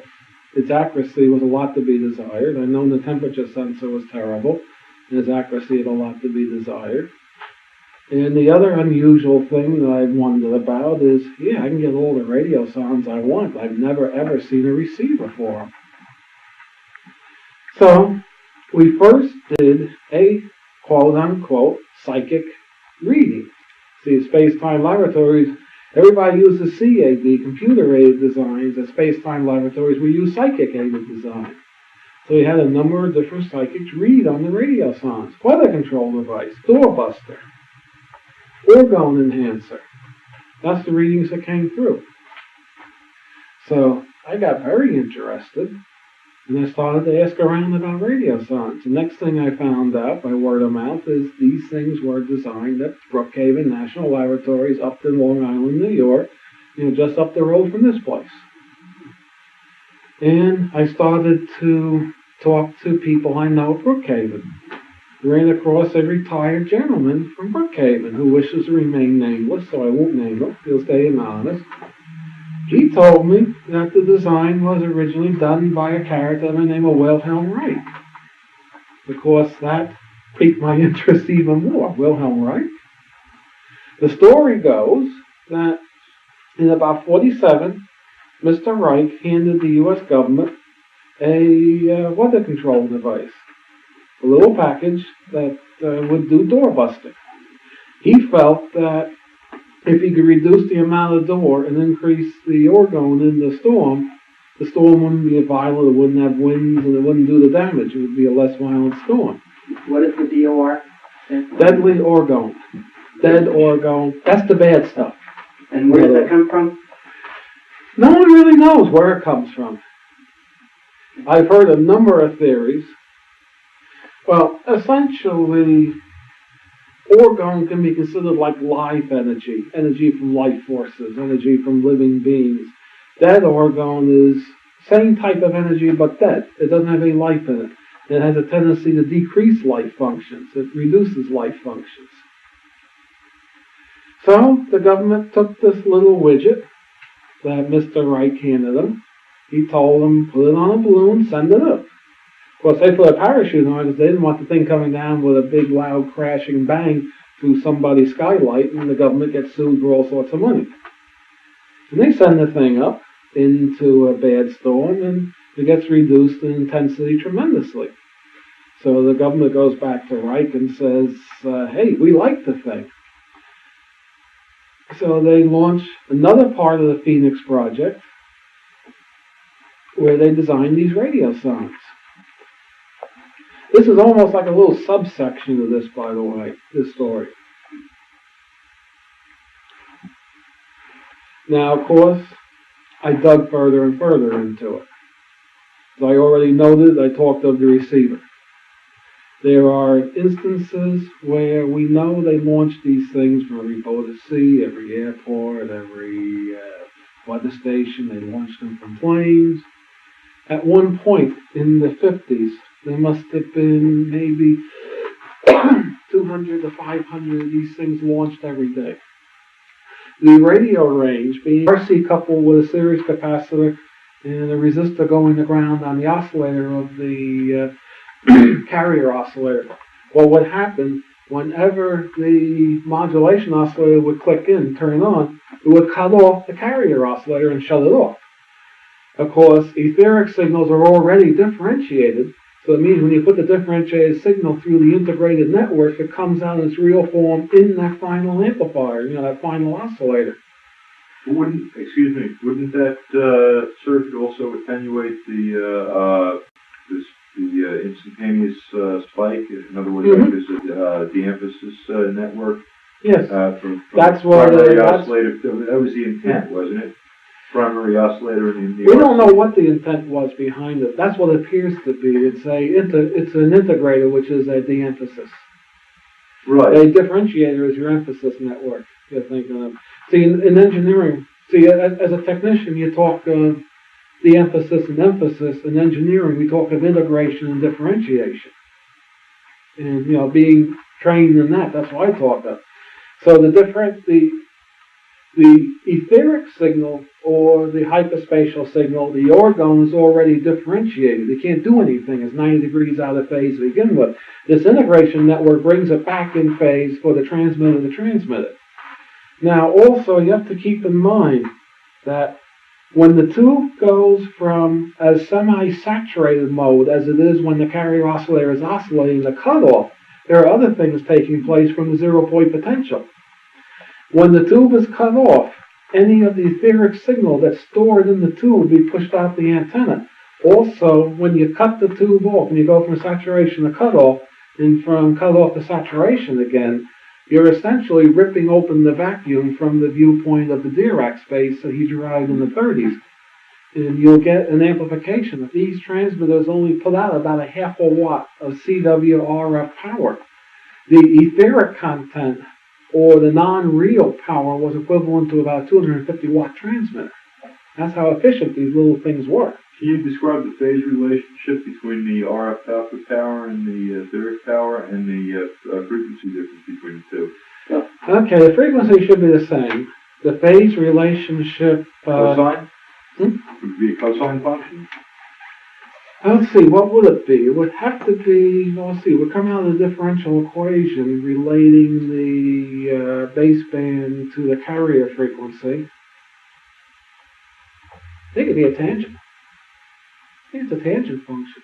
So it would rise sharply. Yeah. Until the next cycle. Mm-hmm. That tells you that sends out the etherics in bursts. In other words, when this transmitter runs, the CW part of it, when the oscillator is on, it doesn't put out much etherics. But at the point where the oscillator shuts off, it sends out a huge burst of etheric signal. That's your tangent function. I just had to think for a minute of what it would be, the question, answer your question. I have a totally different question. Who was in charge of this project, of the doorbusters? What department of the government? This was under United University's Brookhaven National Labs. It was eventually turned over to the Signal Corps. Because most of these things were U.S. Army Signal Corps stuff.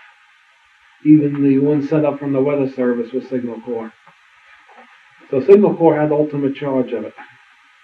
So as you're talking about this whole system, how does that now get into what was happening in the 40s and the 80s? Okay. Okay, let's finish this off a little. Where was I? Questions always break a train of thought. You were describing basically the system of the doorbusters. All right, the government could not tell the public that these things were weather control devices. They were keeping that secret. How'd they guard the secret? Two ways. They first showed a few receiving stations constructed to receive these things, put out that line. The personnel that launched them would laboriously calibrate them. Thirdly, the special tube that's in the radiosondes, they would list in the tube manual as a whole bunch of baloney. Essentially, they'd be saying that only a few hours of life. That means if the ham over there picked one up, looked at the tube manual, the 7533 is only going to last a few hours, he's not going to use it. And that worked very well. As I already mentioned, I've never seen a receiver. That says they didn't use a receiver with these things. This is why this is the hard data, besides the psychic data I base that the story is correct. Alright, what we're seeing here actually is in actuality the genesis of the Montauk Project. The Montauk Project was Phoenix 2. The Montauk Project is a combination of Wilhelm Reich's work in the Philadelphia experiment. It was like two separate little projects going on in Phoenix 1. You had the development of the invisibility and its human factor study. Also, you had the development of Wilhelm Reich's weather control. So that was Phoenix 1? Yeah, that's Phoenix 1, and they converged. Towards the end of the Phoenix Project, by using some of Wilhelm Reich's concepts and some of the modulation schemes gleaned from the Radiosonde Project, coupling, I know you're looking puzzled, this is what I found last week. coupling that to the equipment that was used on the boat in the later invisibility project, they found out you couple the two, you now could use this for mind control.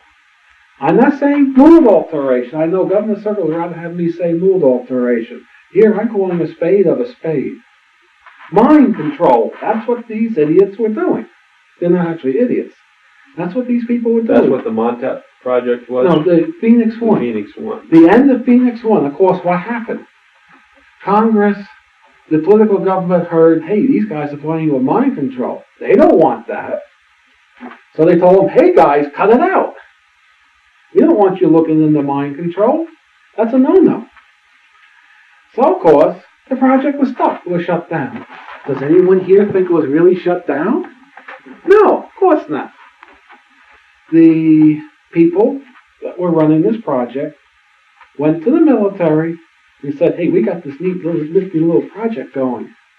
We can eventually use this to influence the mind of the enemy to give up and to surrender. We need a place to do this. We got to do this undercover now. So, of course, the military, they love the idea. You know, they'd love me to help verify these claims. But let me give you a little bit of information about the people that were involved in this interview session. Let's begin with Preston Nichols. He was born on Long Island, New York, in 1946. He has degrees in parapsychology, psychology, and electrical engineering. Preston worked for most of his life in defense electronics and wound up at Brookhaven National Labs and AIL. In 1968, Preston's involvement with Montauk began. He got involved with the tail end of stealth research at AIL. Preston was told that the research started right after the Philadelphia experiment. He actually read the final report of Project Rainbow, which was what was known as the Philadelphia experiment in those days. The report named the Cameron brothers as being the Navy liaison in the experiment. Next, he got pulled into the Mind Sciences project at Montauk. They were working on interfacing a person's mind to a computer. Preston worked with Al Bielek on the psychic aspects of the Montauk Chair and the Montauk Boys program. Preston trained the Montauk Boys to be PSI warriors. The Montauk Chair used subtle quantum fields to read a person's thoughts. The psychic would lay in the chair, go into a trance, and a group of coils picked up the emanations.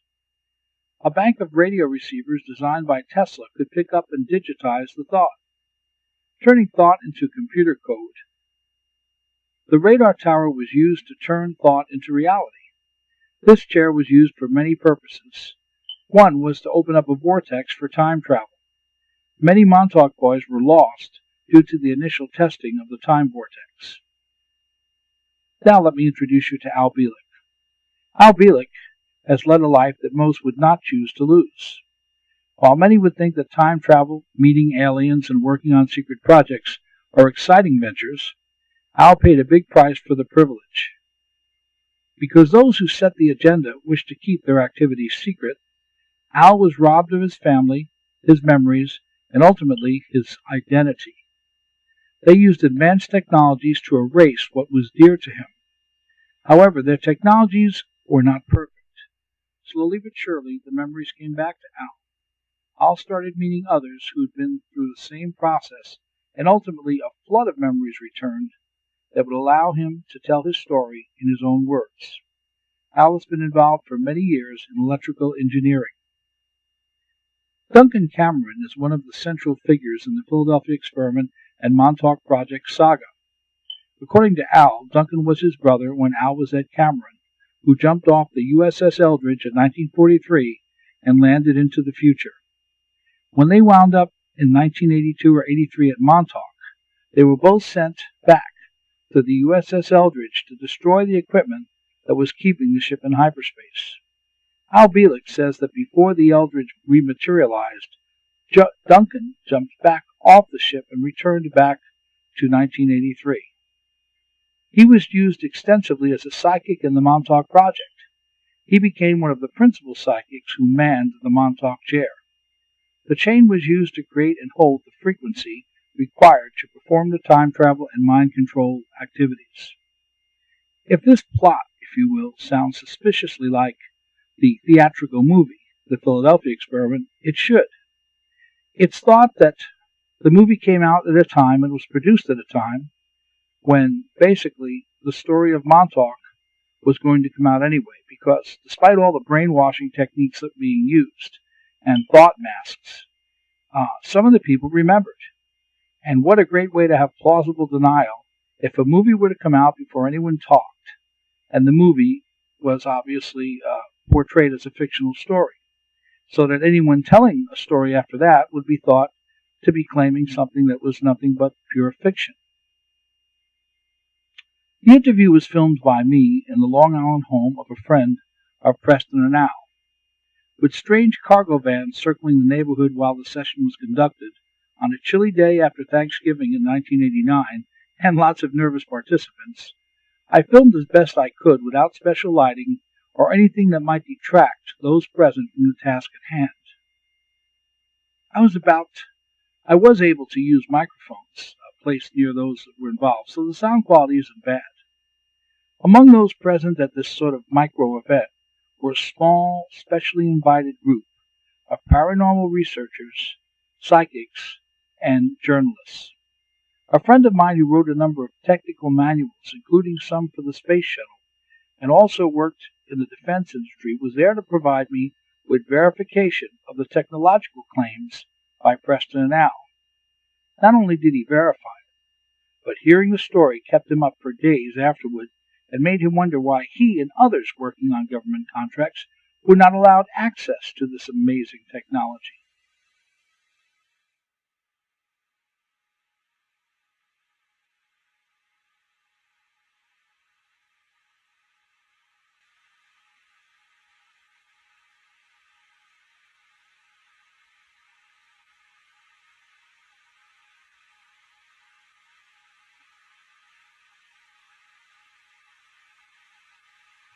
Thank Preston, Al, and Cameron for being here tonight. Really, I mean, for all of us eccentrics, we are thoroughly pleased to hear about the Rainbow Project, the Philadelphia Experiment, the Phoenix Project, all that good stuff. And so I guess you can all take it the way you want, as one after another, while he puts on his sunglasses. And this is really, I think, a memorable event. And so you guys can take on the project, and thanks for being here.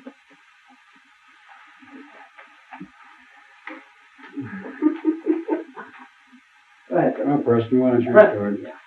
All right. Well, we're here tonight. We have with us Mr. Bielik, who is from the Eldridge for the Philadelphia Experiment, the older fellow that went back to 43. We also have with us Mr. Cameron, who is also off the Eldridge. Two of the craziest people in the world. Now, a compliment. They're not so crazy, they survived. We're here at the auspices of the, what's it, Galuppi? Filippo Galuppi. Galuppi brothers. Right. We're here in this nice, beautiful home in Blue Point. This home has to be at least $250,000. I hope so. Three-quarter. Or $750,000, whatever. And the radio person, I can tell you about that. I checked it. The radio range on these transmitters, even up in the air, maybe is 100 miles. So that means when they launch one of these frequencies, there has to be a receiver close by. They're going to send up a data transmitter and not have, they have to have a receiver. That means if they're sending 200 or more of these things up each day, it's got to be one pile of receivers. These receivers should be very common. Now, I happen to be a receiver collector. I have over 100 receivers in my personal collection of receivers. I have never seen a radio sound receiver. I've heard them, but I've never seen one. I got almost every other receiver that was used in the 40s and the 50s by the military. I have a question. What is the center frequency without modulation on the radio sound transmitter? 403 megahertz and 1680 megahertz. They use two different frequencies. They're both on simultaneously? Huh? They're both on simultaneously? No, it's one or the other. One for primary and one for secondary? No, it's one transmitter or the other transmitter that's in the package. The early ones are on 403. The later ones, exactly? oh, plus or minus 2 megahertz. And the later ones are on 1680, plus or minus about 6 megahertz. They were crystal tuned or? No, they're just free running oscillators. Free running oscillators. The 400 megahertz, I was going to get into the details, the technical details, how the radio sound worked. Alright, this is a good time to go into that. I don't have any illustrative materials, so I'll have to attempt to describe to you people how the circuitry works. It's a very unique system that they had. Essentially, the temperature element was a thermistor type. It is a negatively varying resistance with the temperature. As the resistance goes up, as the temperature goes up, the resistance goes down. Now, I had a mass spectrograph done on one of these thermistors, and I compared it to a YSI thermistor. And they both have carbon in them. They both are essentially carbon, but the Radioson thermistor had some silver in it, it had some gold in it, had some platinum in it, it had some iridium. I'm trying to remember the other two elements it had. It has a fair amount of silver in it. Silver was about 10% by weight. Now, for a thermistor, it's not going to make it any more accurate. If anything, it's going to make the curve go really strange. You're doping it with metals like that. Of course, you read Wilhelm Reich literature, you'll find that Reich used sensors that had gold and silver in them. That's one interesting note there. The humidity element is a plastic plate with silvered edges with a grid of conductive lines going across the plastic plate. This way and this way. This way, this way, this way, this way, this sort of thing. They put on it a very odd mix of chemicals. The chemistry lab has not come back yet what the mix of chemicals is they put on it. Now, the unusual thing about the temperature, the humidity element, is most electrolytic resistors I've ever seen, the resistance goes down as they get damp. These things, the resistance goes up as they get damp. Now, what we're theorizing at this point, which we've proven from the esoteric side, we have no physical data to back it up, is that the thermistor rod, the temperature sensor, the temperature rod, acts like an antenna for the door. It acts like a door antenna out of phase. That's the dead orgone. The humidity sensor acts as an antenna for the orgone. Of course, this parallels the whole idea of, you'll see in esoteric circles, people use salt water solutions with different electrodes in them to detect these energetics with a fair degree of success. Looks like here, Reich took it much further. Now, the pressure sensor is essentially what they call a barrow switch, or a pressure-sensitive cycling switch. As the thing would rise, the pressure would change, and the needle in the little barometer would go across a switch segment, hit the segments of a switch. That drove a relay that would in sequence put either the temperature or the humidity sensor back and forth. It would switch between these two sensors. Then it would switch to, which I'll explain in a minute how it's done, to what they call a reference mode in the transmitter. So what they have, as this thing rises and goes above the earth, it transmits a signal that destroys the door, and also transmits a signal after that, or before, however you look at it, that builds up the orgone energies. Now, let's consider the transmitter. The transmitter is a very interesting little beast. It is two oscillators. An oscillator that runs at the carrier frequency, the 403 megahertz or 1680 megahertz. There's a second oscillator, which is a 7 megahertz oscillator coupled into the grid of the carrier oscillator. Now, the control grid of the modulation oscillator, the 7 megahertz oscillator, has an RC network that causes it to do the relaxation number. Now, as the oscillator runs, it builds up DC across the grid when the capacitor that's in the RC network for the relaxation oscillator. I have to apologize, I don't have any schematics with me. I didn't expect to talk of this, but there was interest at the table. As that capacitor would build up high enough in charge to put a high negative bias on the grid of the tube, cut the tube off, the oscillator would stop oscillating, of course. The RC network would discharge and pull the voltage down on the capacitor just like a neon bulb oscillator. So essentially that 7 megahertz oscillator would pulse on and off. Now, the lower the resistance, the faster the pulsing would be, and the higher resistance, the slower the pulsing would be. I'm trying to make this as clear as I can without having a schematic to point out. I don't know, are the two people here following what I'm saying that have some technical background? Now, they did not couple the 7 megahertz directly into the grid of the carrier oscillator. It couples in through an RC network where the first resistor is in series with the plate coil. It's between the B plus in the B plus end of the plate coil. They have a capacitor going to ground, a bypass capacitor that integrates the function. Then they are